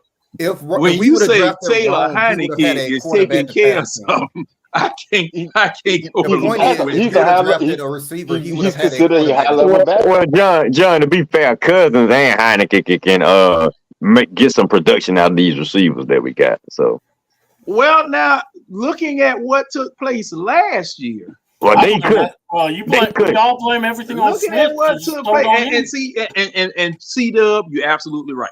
See, this is the thing. Arthur Smith cast a big, long, bad shadow over that entire offense. Okay, because the thing is that it was a fact that the quarterbacks weren't getting coached. Wide receivers were probably getting coached, but then again, no, they weren't. They had a quarterback trying to coach them. All right, quarterbacks weren't getting coached. The whole offensive side of the ball was a dumpster fire. Now, gentlemen, something I got to bring out. Your defense last year, with the pieces that were purchased, were 18th in yardage out of 32 teams. They held people 18th in yardage out of, total yardage, and were 11th in scoring. Was it 18th in scoring? It was 18th in scoring. It's 18th in scoring, 11th in yards. 11th in yardage. Technically, John, we had the 11th ranked defense. Yeah. So your defense the numbers said that they did. Officially, if we was 11th in yards, the thing about that is that your defense, because the people that everybody was saying that we needed to draft a defensive player, blah blah blah blah, and you might be right, you might be proven right later on. However, at this point, your defense was almost top 10. Your defense was almost top 10. And okay, go ahead. And ask your question, C-Dub, because I think I'm getting ready to get to it. No. I want to ask real quick, because you're right. The defense last year was almost top 10. Defense coordinator's not here, right? Mm-hmm. Top 2 sack guys on our team, we haven't re-signed them. That's correct. That's 13 sacks. That means we're down to 30, meaning we would be in last place when it comes to sacks. Once again. And also, if you really think about it, the way Thomas Dimitroff would build the teams, he would always focus on the offense or do something stupid, and our defense get neglected. I'm noticing a pattern. But anyway. It's pattern been going on for 40 years, C-Dub. But okay, hold on. Now, and we're willing to give Terry a pass. So what I'm hearing is we're now the Atlanta Hawks of the NFL. Now I will trump you, or I will pull this card out. Yeah, please. You just hired a Super Bowl winning defensive coordinator as your head coach. And he has put together a staff. Mm-hmm. So Hope's a dangerous word. Well. I mean, C-Dub. Look. Come on, now. You have hired a Super Bowl winning head coach. Yes. Just like when you hired Mike Smith. Mike Smith had a little gold. John, just like they wanted to hire Belichick. All of them had some gold. Everybody Belichick wouldn't have made that move. But anyway, we'll talk about that later. Now I don't know. We don't know. Now the odds might be against it. But like I'm saying is that your defense, I'm not gonna say is set. You have Matt Patricia for DC, C-Dub. But your defense isn't set. But you are not coming off of a year where you had a bad defense where you got to improve some things. Okay. In order to get out of the basement. Because see, if I'm not mistaken, what was our defensive ranking year before last? Was it about 26? Mm-hmm. Okay. Now we're up to 11. Now we're up to 11. Winston, are we supposed to be going to a 3-4 though? Are we supposed to be playing more 3-4? That's what I heard. So right. that's not the Link- same personnel Link that you had prefers- last year. If anything, Link prefers you should have gotten 3-4. you should have gotten some guys that can actually be adaptable. But hey, again, we needed that quarterback to sit on the But bench. need- we drafted need like 4 guys. Well, hold on, hold on. Let me say Yeah. something. C-Dub, we got you don't okay. You know Raheem is the head coach. I mean, if it was anybody in the draft that he just felt like even after picking Peanuts, you know he'll be running the defense, and he got Jimmy Lake as his side piece. So if it was anybody, because they know what they got on the team now. Now, if it was anybody in that draft after we drafted Peanuts, they felt would help their defense. I felt they would have go get him. I felt they would have gotten him because Raheem is running the defense, and he not gonna make himself look bad by having a 11th ranked defense drop down to bottom 20. So just keep in mind. But didn't you just tell me that Terry tried to trade back in the draft and he couldn't? So no, I didn't tell you that. I didn't tell you. I didn't tell you that. I didn't tell you that. But yeah, he did try to trade back in the draft, and I don't know what he was going after because he was going after a lot too. But John, wait, John, you said what he tried to do? He tried to trade back into the first round. Hold on, I didn't hear you. What he tried to? Oh, wait, hold on, I didn't hear y'all. What he tried to do? He tried to trade back into the first round. There are reports.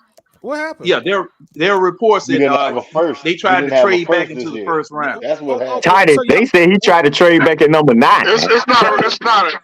Wait, what I'm trying to understand is you saying he tried to trade back in the first round. What happened? They didn't take first this year. No, they didn't have anybody to bite. Couldn't get back in there. You mean to tell me he couldn't trade back in the first round? We didn't have enough capital to do it. Apparently he didn't, or he didn't want to give up enough. Hey, like Coach said, you no, Titus couldn't trade back in the first round, man. I think the sarcasm is missing, y'all. Yeah, it is. That's what you missed it. You missed it, Toddy. I said that exact same thing earlier. I said the exact same thing earlier, That's you what know I what said. Titus said, y'all. That's what I said. I said just like Coach said, you got to have a partner that wants to trade back with you. No, it's not. But Tidy with y'all going glazing, folks. It's not. Look, it's like Titus saying, you can't trade every time just because you want to trade back in the first round, just because you want to trade up. Don't necessarily make it. It's tough. But I'm just responding to what you said, Red, about, if he really wanted to get a guy, he could have gotten that. No, he couldn't, because we just I'm saying the pieces that we drafted, I'm sure those are the pieces that Raheem wanted, is what I'm saying. And also Latu, the man that we drafted at linebacker, graded out higher than Latu, didn't he? No, we had more those guys we drafted. From what I was reading, they said that man graded out higher than Latu. They want you to feel good about it. Wait a minute. The leading tackler at Notre Dame. Hold up. Trice had more pressure than Latu. Trice led the nation in pressure. Latu was number 2 in pressure. Latu had more sacks than Trice. That's the difference. Oh, that's what it was. But Latu had more injury concerns. Latu had some injury concerns, though. The man took and broke his neck, like in his second year in college. He medically retired. He came back and did his thing. If Latu had came out last year, he still would have been an early first round pick. And he played last year too, so he's fine. It's the same thing with Penny. You ain't saying nothing about Penny. Penny ended 4 seasons injured. Not 1, not 2, not 3, but 4. That's why he left Indiana and went to Washington. That's why he's so old. Exactly. That's why he's so old. Now, in comparison, Jordan Love is a day older than Penny. One day? He's a 4-year. One day. He's going into his 4th year now. He's going into his 4th year now. Yeah, because Pennis ain't gonna play for another 2 years. I don't know. We got to get him on that field early, man. That boy too old to be thin. But how you gonna get him on the field early? I told you how. I told y'all how. Hold on. Then why did y'all said that we made the move for Kirk Cousins because we're trying to win now. Yeah. Mm-hmm. Kirk Cousins gives us the best chance to win. And you pay him the money because we're trying to win now. So how you can get Penix on the field early? You can't, because you got to justify the money. You have to kidnap Kirk Cousins. You have to justify the money. This ain't like it's a Denver situation with Russell Wilson. Sean Payton just actually did not like him. And he didn't like him as a man. There's a difference. And Terry Payton. How you know Raheem gonna like Cousins after you see him play after a few games? Because Raheem took and talked to our GM, the one that still got that elevator fart on, and told him, "Hey, I can work with that. Go get him." Well, who said they work with that? They were both in DC together. He had to. He had Raheem. That's what he's saying right now. Wait till after 5 games, he'll be begging Penix to get on the field. I mean, they got to goes back to collaborate. the combine, and they went to the combine, and the tampering happened at the combine, where they talked to Cousins. Then therefore, he accepted Cousins. It's not like Fano did. He wasn't sure he can get Penix at that time. I don't want to see Penix at all this year, y'all. I'm gonna be honest with you. You can call that winning now, winning later, but I don't either. Yeah, let's see if Cousins can make a run. But if he can't make a run, let him sit. What I'm saying is this: only time I want to see him is in garbage time. Only time he's on the team now. I don't want to see him right now. You know what I'm saying? He's on the team. What about next year? What about next year? For what? No. Because we trying to win now. Remember? Yeah, we're trying to win. Okay, let me ask you this, Winston. If Kirk Cousins have a mediocre season, I'm gonna ask this for everybody. If Kirk Cousins have a mediocre season or an average season, do you still want to make a start in 2025? He's not gonna have a mediocre season. He's gonna have his average season.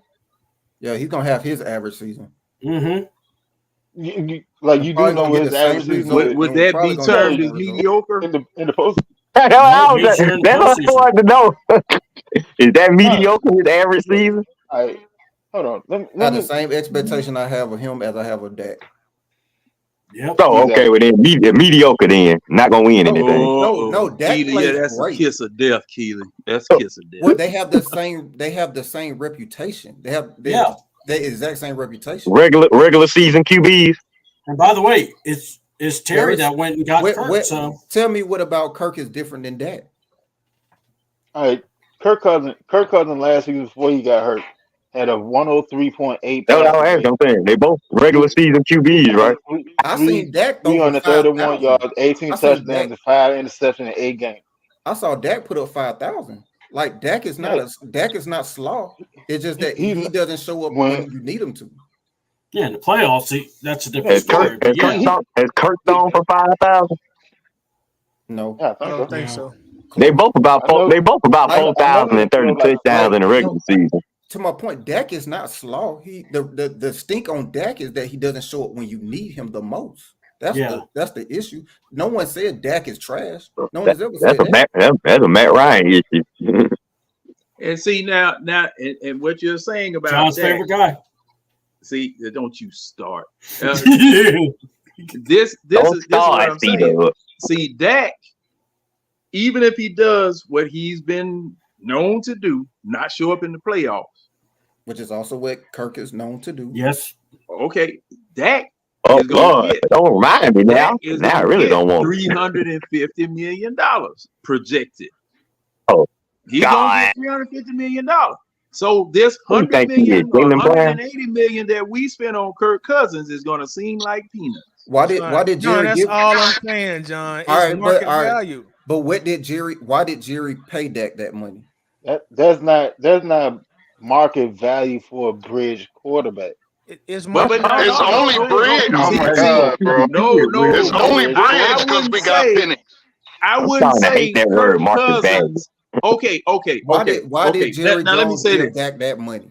Why did Jerry Jones give Dak that Because money? he's a good quarterback. Because he has the belief that he could take him to a Super Bowl. Because he's a good quarterback. Because he has the belief that and Dak he's is a going to take good him to a Super Bowl. quarterback. You were glossing past that part of the equation. He's a good quarterback. No, you're glossing past the fact that man is on TV Keely, talking about. Keely, No, Daniel can allow me Jones to got finish. $40 million, because bro. they believe he can take them to a Super Bowl. Do you That's think why Daniel they Jones get is a paid. good quarterback? Be honest with me. Yes or no? Hold on. We don't. New York did. That's New York. Derek Carr got the same money. Derek Carr Baker got $40 Mayfield got million. the same money. Hold on. All these screw quarterbacks. Derek Carr got the same money. Are we Now dialoguing look or not? at What did Gardner the Minshew make? Saints What did Gardner Minshew QB make? situation Minshew when they don't have went the same got kind Derek of Carr. resume They didn't that have they a got. QB. They had Taysom Hill. Thank you. They got that James resume. They Winston believe behind that the quarterbacks with that resume can take it to a Super Bowl. Jerry Jones is not up there threatening Dak because he Gardner Minshew is the best of QB though, bro. If Minshew throws for 4,700 yards, 32 touchdowns, he's gonna get $45 million on this next contract. Period. He should get it because of his mustache. And he Let's don't not- even. no, remove And he the don't period. even. Let me finish. You didn't let me finish. You didn't I let was me talking. finish. No, Go when ahead, I bro. was talking. Go You ahead. were talking. Go ahead. You got the floor. Go ahead. It's not a period. He's going to get that money because a team believes he can take them to a Super Bowl. And he's That's the shown he is a good quarterback in the league. The point I'm trying to make is whether or not owner thinks they can win the Super Bowl really is irrelevant. If you have proven you can put up good numbers in this league, you're gonna get $40 million. Period. It don't matter if you win a It's playoff not a game or period. not. The reason they paid them good quarterback, the reason you get a good quarterback is because your belief is that they're going to take you to a Super Bowl. Fine, you can have that. I'll give you It's that. not a have. It is. Yeah, you can That's have why that. If Jerry you want that Jones, so bad, Jerry you Jones can is have not it. paying. But at Dak the to end of just the get day, 30, what I'm trying to 30, say, damn, I don't just- care if you Penix, I don't care if you Keely, I don't care if you Toddy. If you can go in the league and throw for 4,600 yards, then 30 a plus team will pay you touchdowns, to take them to a Super Bowl. they're gonna pay you because what you put up. They're gonna pay you for your production. It don't matter. That's the market value. Here's the part that's if someone is throwing 30 touchdowns a year, right? No one is paying them to say just throw 30 touchdowns and go home. That's the point. No one, you're good.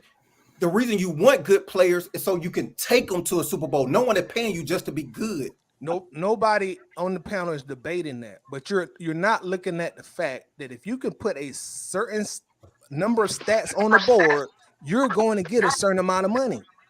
Period. And how does that negate what I said? I never negated it, but you're not accepting what I'm saying. You just stuck on your point, but you want to. I'm not stuck on my point. The point is that they flat out get paid for that reason. Okay, you adding that doesn't negate that. I got another question for you. Have either of those guys won a Super Bowl yet? No. But are you paid for Thank what you? Are you paid I rest for my what? case. I rest my It's case. a terrible case. I You rest don't my get case. paid. You don't get paid for what you already done. You get paid for what they believe you can do. That's not true. That is not Oh, true. no. You get That's paid not for very both. much true. You get paid for You both. get paid for what you've already done. You get paid for both. for what they believe you can No, do. you don't. We signed No, Kirk Cousins no. because they believe he can win here, not So, because well- of what he did in the past. They paid Kirk because Okay, they believe he's okay. going to win Hold us on. games here. So Kurt Okay. hold on. So Kurt did not get paid for what he's done the last 5 years? Kirk is getting paid to win games here. Yes or no? You didn't answer my question. Kurt All right. did Kurt not You get let me know paid when for you what he circle done the back and last face the 5 years? obvious. Did You Kurt let me know not when get you- paid for what he done the last 5 years? Why don't Gardner Minshew got that contract? Because he ain't put up the numbers yet. He's not being paid to go win a Super Bowl. Because he ain't put up the numbers yet. Nobody believes he can. He's capable of it. But okay, if he well, go- let me ask. Okay. So Let me. do you let think Tampa Bay thinks that Baker Mayfield will take them to the Super Bowl? Or do you think Tampa Bay thinks Baker Mayfield is a competent quarterback? Competent quarterback. Confident quarterback. Okay.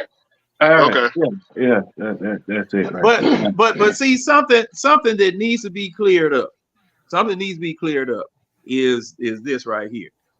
You get paid for potential and you get paid for performance. That's right. past that point. That's the only way that you can determine whether you want to pay a person for what they will do is because of what they've done. It's really both. It's really And if both. I'm not mistaken, Baker Mayfield got 100 million guaranteed too.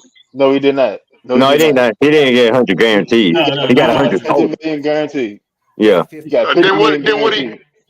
He got how much guaranteed? 50. He got 50. Hit it. Okay. guaranteed. Hit it. Okay. See the difference? Because Oh, the go bar ahead. for Go ahead. Baker is lower. They don't have much expectation. You're just here to get us through. The bar for Kirk Cousins is higher. We have expectations from you. We want to go somewhere, and we feel that you're that missing piece. See the difference? Yeah, I think. Yeah, Tampa Bay. I Well, think now, they got now, Kirk. wait a minute. Now, I'm just asking this question. Could it be that was all that Tampa Bay could afford? He got a 3-year. I'm just asking. He got a 3-year, $100 million. He got a 3-year, $100 million contract with $100 million in incentives and $50 million guaranteed. You're not gonna give that kind of money to somebody who you just think is good enough. If Jacksonville believes Trevor It's Lawrence 50 can million take them to a guaranteed Super over Bowl, 3 years. he's going Wait a to minute. get a $200 million contract. It's just that simple. If they believe he can take them to a Super Bowl, he's going to get a $200 million deal. It's just And that would be, and that belief would be based on what, Keely? all right. Has he been paid yet? No. Trevor Lawrence? Answer me. What is that Hold on. belief based Hold on? on. We're talking about why they get paid. Remember, that was the conversation. They're getting paid based on their past. He hasn't been paid yet. He's getting Because paid based on what they believe he can do. When Jacksonville paid Trevor Lawrence, they'll be paying him. This will be his first restructure after his rookie contract, right? Right, He hasn't been right. paid yet. Trevor, Trevor, yeah. That will be his first When contract. he gets paid, it will. This will He's be- Yeah, still on this his will be- rookie deal. okay, He's still on so his rookie see- deal now. hold on. Right. So But see, the you have to look at this too. All right. They took an exercise the 5th-year deal during the draft. okay. Now, in comparison, Gardner Minshew has better numbers than Trevor Lawrence. He just thrown for Okay. more touchdowns and less interception. Okay. And it's got a better mustache. So, all right. I'm So sure why glad Trevor- that means something to C-Dub. Thanks, Why- C-Dub. So Got the Tom Selleck mustache. why Magnum haven't PI. Trevor got Oh, paid yet? hey, hold on. Now go ahead, Winston. I want to hear your question, Winston. Because I said, so believe why Trevor Lawrence haven't been paid yet? Because they had expectations of him. They took him, went on that American run and got to the postseason one time. Mhm. And what has he done since? Hey, Not it's doing hard to anything. do that Okay, too. That's why they dragging his feet. Trevor's Because about to get the- about 300 million. He would have had they made the playoffs this year, Ty. Also, and No, getting he is going about to to- get about 300 million. He's going to get that money.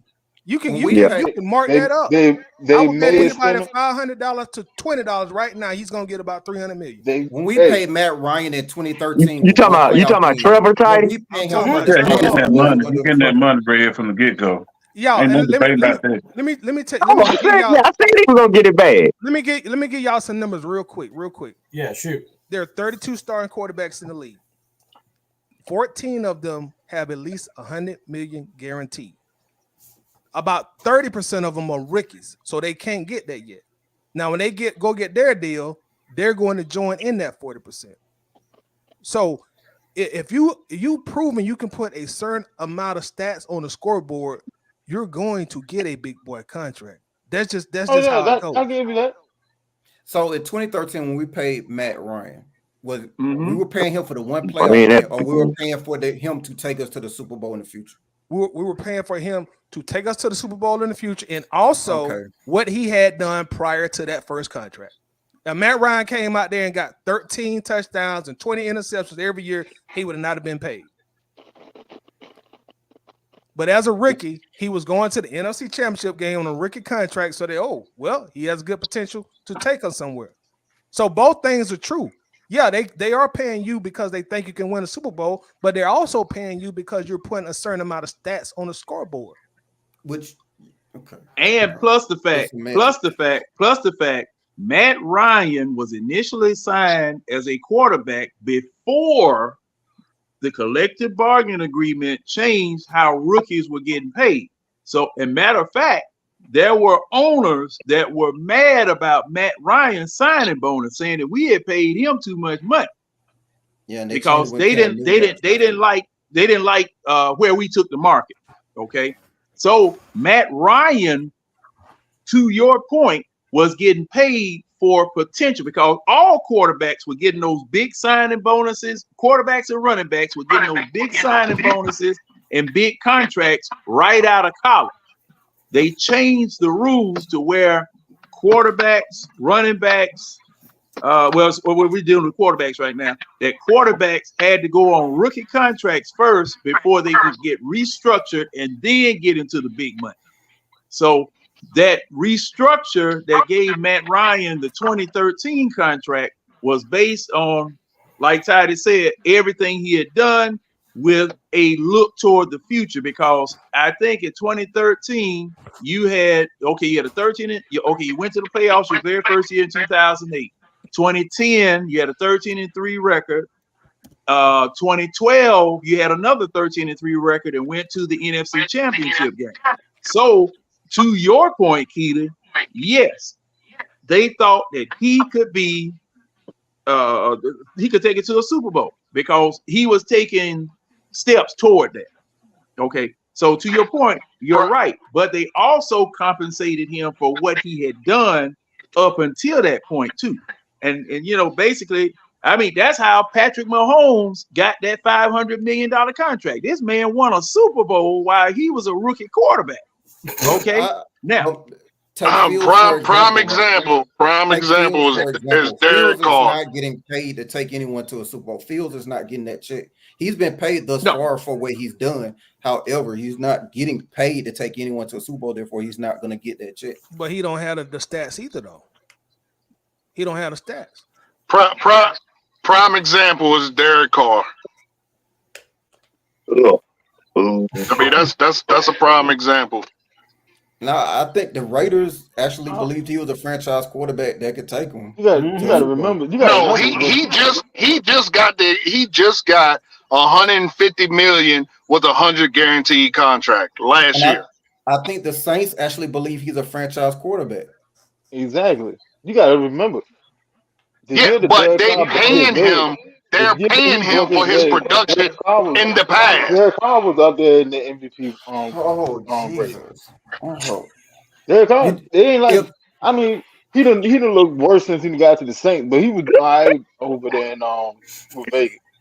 All right, you do know that if say that again, Winston. Say that again, Winston. All right, before he said it again, you do realize if they did not believe that he could take them there, that he wouldn't make that money. Yeah, that's the point. That's the whole reason they signed him. You got to think about it. Look at their quarterback room. Before he got there with James Winston and Taysom Hill. James Winston can't see. He just got LASIK. And Taysom Hill is an athlete on the field. Okay, so you're saying the Saints had two shitty quarterbacks, and then got Derek Carr. That's what you're saying? They believed he was better. That's what you're saying, though, right? The Saints had two shitty quarterbacks, then added Derek Carr and gave him a nice salary. That's what I say that. Yeah. Okay. Yeah. That's okay. So basically, the Saints did the exact same thing the Falcons did. That's a lie. Because you brought in two quarterbacks in the same year. Those quarterbacks was already on the team. Stop it. You tried it though. You tried to slip that one in there. That was real smooth. What are you talking? Wait. What two quarterbacks? What two quarterbacks are you talking about? He's talking about Kirk Cousins and Penix. He's talking about Kirk Cousins and Penix. He said the Falcons on the Saints did the same thing the Falcons did. Kirk Cousins and Penix came a month apart from each other. Winston, We're not talking about Penix. Penix. We had to get a Oh, quarterback. We had to get a quarterback before the draft even come. We had to get a quarterback. You said they. That's did the what I'm same saying. thing we did. You said They did. Yeah, we did it. You said we did the same thing they did. Yeah, they. So they didn't add a quarterback. They didn't have two shitty quarterbacks. Added a quarterback and paid him some money. That's not the same thing we did. We brought in two we caliber still quarterbacks. And draft The draft. Listen, fellas. The draft Within just a happened. month, The draft just happened a couple days ago. My question is, did they have? Before that? Did they have two? See, the funny thing is, y'all want to make your point, and you're not being genuine. We had two shitty quarterbacks. We had to pay a quarterback to come and play here. We had to pay him the same amount of money that the market dictates, which is why the Saints, who had two shitty quarterbacks and added a quarterback, paid him the same damn money. Regardless on whether we drafted Penix or not, we had to have a quarterback. We added him, paid him the same money that the exact same another team did in the exact same way. Yeah, cause we had Ritter. That's just that shit is crazy. He's correct. They signed a guy that they felt could take them to a Super Bowl, and then a month after that, they drafted a quarterback top 10. You are absolutely correct. They did do that. You're right. That shit's crazy. Yeah, it is. Well, crazy. I mean, sarcasm, bro. Shit we did. Yeah, I mean, yeah, I got to go along with it. Those are my damn Falcons, though. Copying the Saints at that. Gotta love it. Gentlemen, if this was a job, I would have clocked in. It felt like it became one, didn't it? Man, shoot, hey, but man, Felt like a wrestling match. Well, hey, thing is, look, when you come in here, you got to take your best hold and keep them brass knucks out the ring. I got to bring brass knucks into it. Okay, them brass knucks out the ring, and don't be spitting. Hey, don't be spitting fire in nobody's face, and please don't throw no salt in nobody's eye. Well, that's I can't spit Mr. Fuji's racist salt. That what your boys specialize in, especially that Mr. Fuji. Hey, John, if it's top ranked boxing, it's just a lot of hugging most of the match. Red. Terry. I'm so tired. Let me hug on you till I get my strength back, and let me just jab you all night. I want knockouts. Well, gentlemen, I guess we're back at the same place we were when we first started. We don't agree on this thing. We don't agree on nothing. We ain't gonna work this out. This gonna have to be worked out, like I always tell you, on the iron that is grid. That's right, baby. On the field. This is going to be worked out on the field. And Michael Penix, rookie of the year, baby. Judging by how we doing it right now, man, this is gonna be one hell of a good doggone season for Fussy. Definitely. I can't wait to training camp start and folks start. John's gonna get all mad. He's gonna be like, "Why's Penix up pivoted on the other foot?" I can't wait. Well, at least I won't have to go out there and coach a quarterback, and I might be able to stay 30 more minutes than I would have been the last couple of times I went out there. I'm gonna be like take Cousins off the field and let me see Penix. But gentlemen, I have seen enough Cousins. Gentlemen, thank you guys for coming in. Keely, what you doing, Keely? What you up to this week? The gun show in Atlanta. Probably. Man, shoot, you better not show no gun. Bob County. What about you, Red? Where will we find you, sir, besides here creating mayhem and arguing in the family? What are you doing? Yeah. Yeah, I've been enjoying this entertainment y'all provided for me today. So Wednesday night, you should see me back here, and Saturday mornings at 11 a.m. you'll see me Facebook Live and YouTube, Red and Real Sports Show.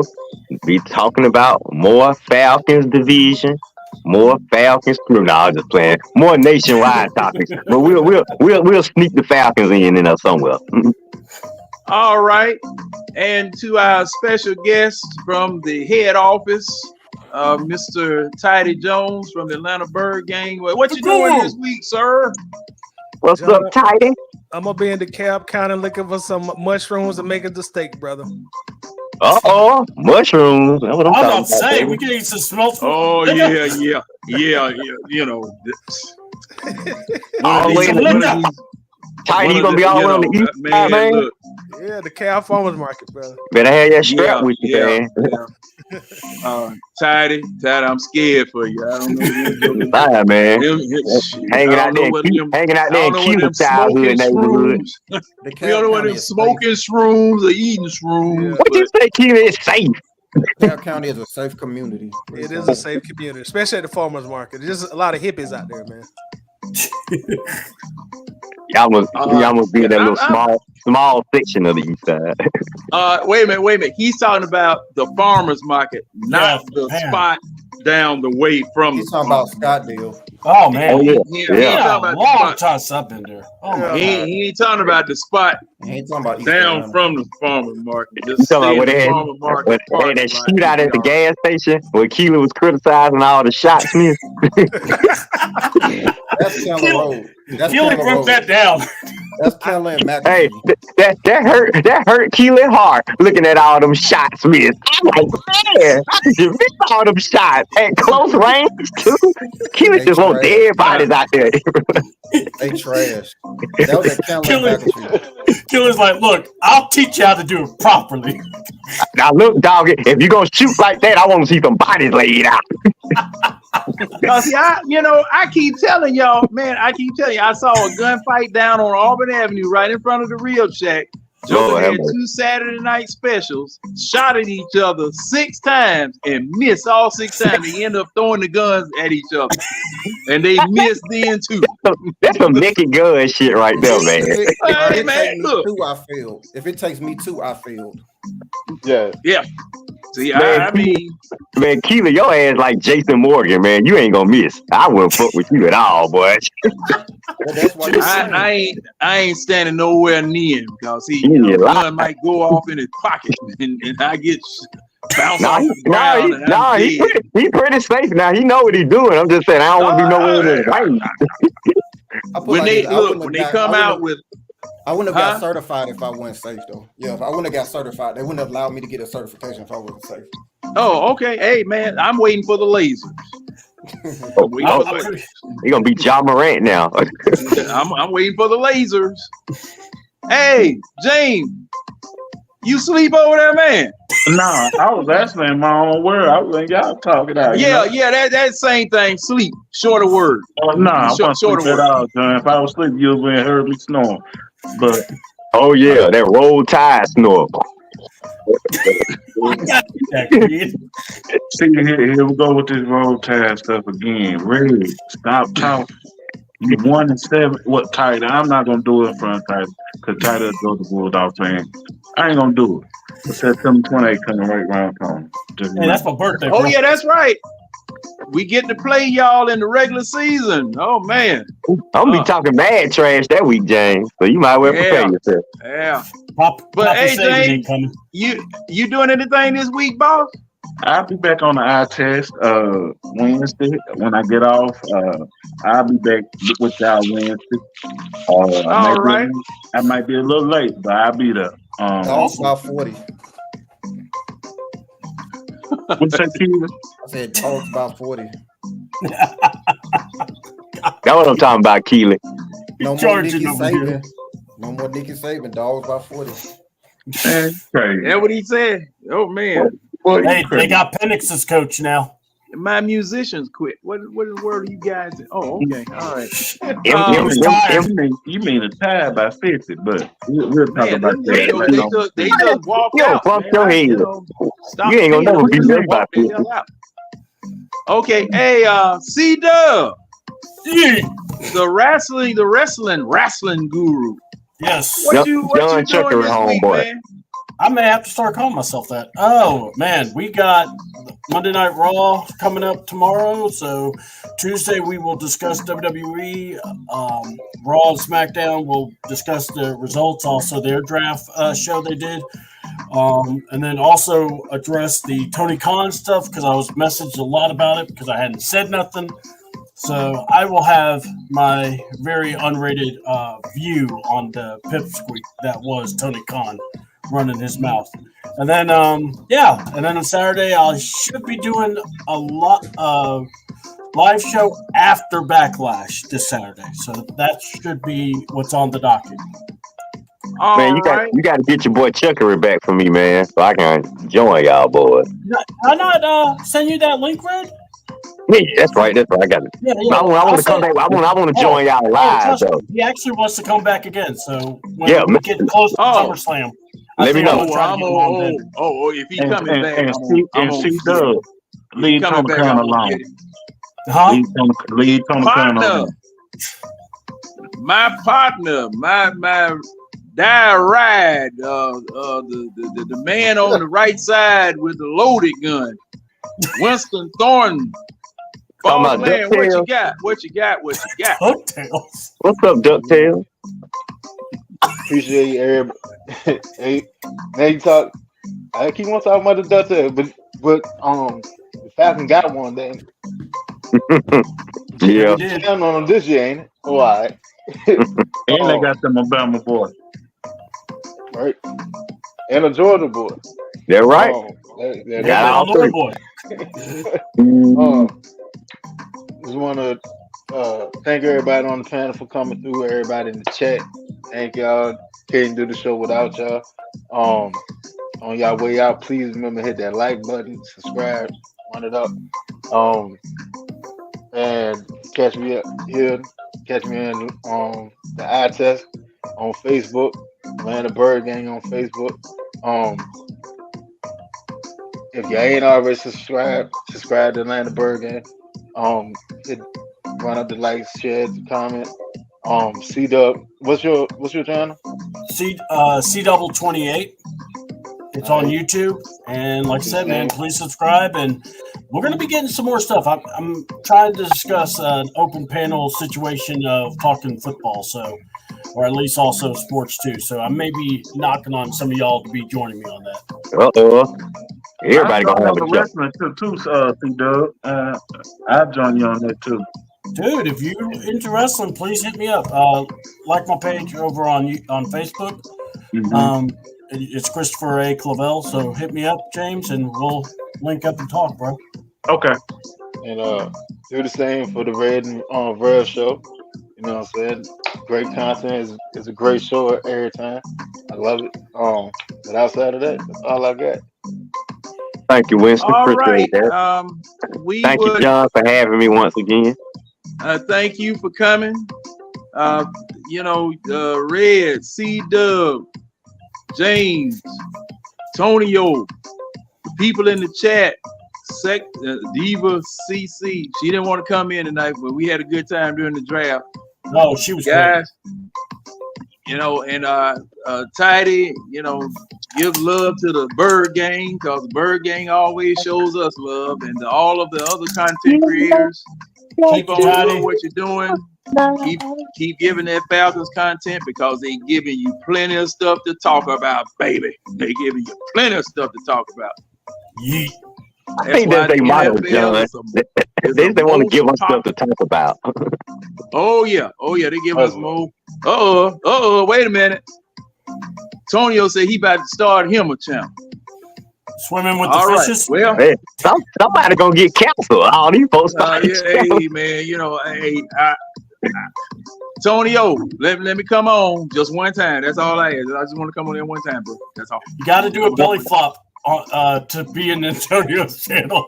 Antonio, let me And, come on. Let me come on the first show to give you some ratings. And I will be found here in the eye test, as well as, you know, dropping in on various places. You know, once that wild hair come up, I got to do something. I can't sit. And all right, now the show. All right, show grades for tonight. C-Dub, you get a B+ on a sliding curve. Antonio, you get an incomplete because you left early. Keely, you get an A. Winston, you get an A. James, you get a red A. Red, you get an A. Calls you red. Tidy Jones, as a visitor, I ain't giving you no grade, bro. You ain't 100. Damn, John. You ain't getting no grade. You 100, Toddy. Yeah. Toddy, you get he's from, incomplete. wait a minute. He's from the home office. He won't get a grade, but you know those people, they have other ways of being remunerated. Can I get a Bibb County C at least? Toddy, you like the principal. We can't give you a grade. Bibb County C. Oh, that's right. Yeah. You know what? Yes, you will get a Bibb County C just as soon as y'all fix 75 and 16. Bibb County, that's where you at, Toddy. We all probably gonna be going by that time. Yeah, that's making that man. Look here, they almost got me down there last week. Tide, I started to call you. Oh Lord, you got Clayton County done. Huh? No, Bibb down there in Macon. Huh? They go Riverside from now. They get on Riverside. Yeah. I learned my lesson. Because, that's some long overdue construction they have down there. But hey, man, it's gonna look nice when they get it straight. But I'm gonna have to ride down and see what you're talking about. Everybody that was in the chat, everybody that's here now, guys, this is the beginning of the week. Started off with a bang, ended with a bang. Make it to the weekend and enjoy yourselves. Go to work, make them doggone donuts, then take it back to the house. All right, guys. Y'all got to leave here. I don't know where you're going, but y'all got to get out of here. Better go get some Krispy Kreme donuts, baby. Yeah. Much love. Oh.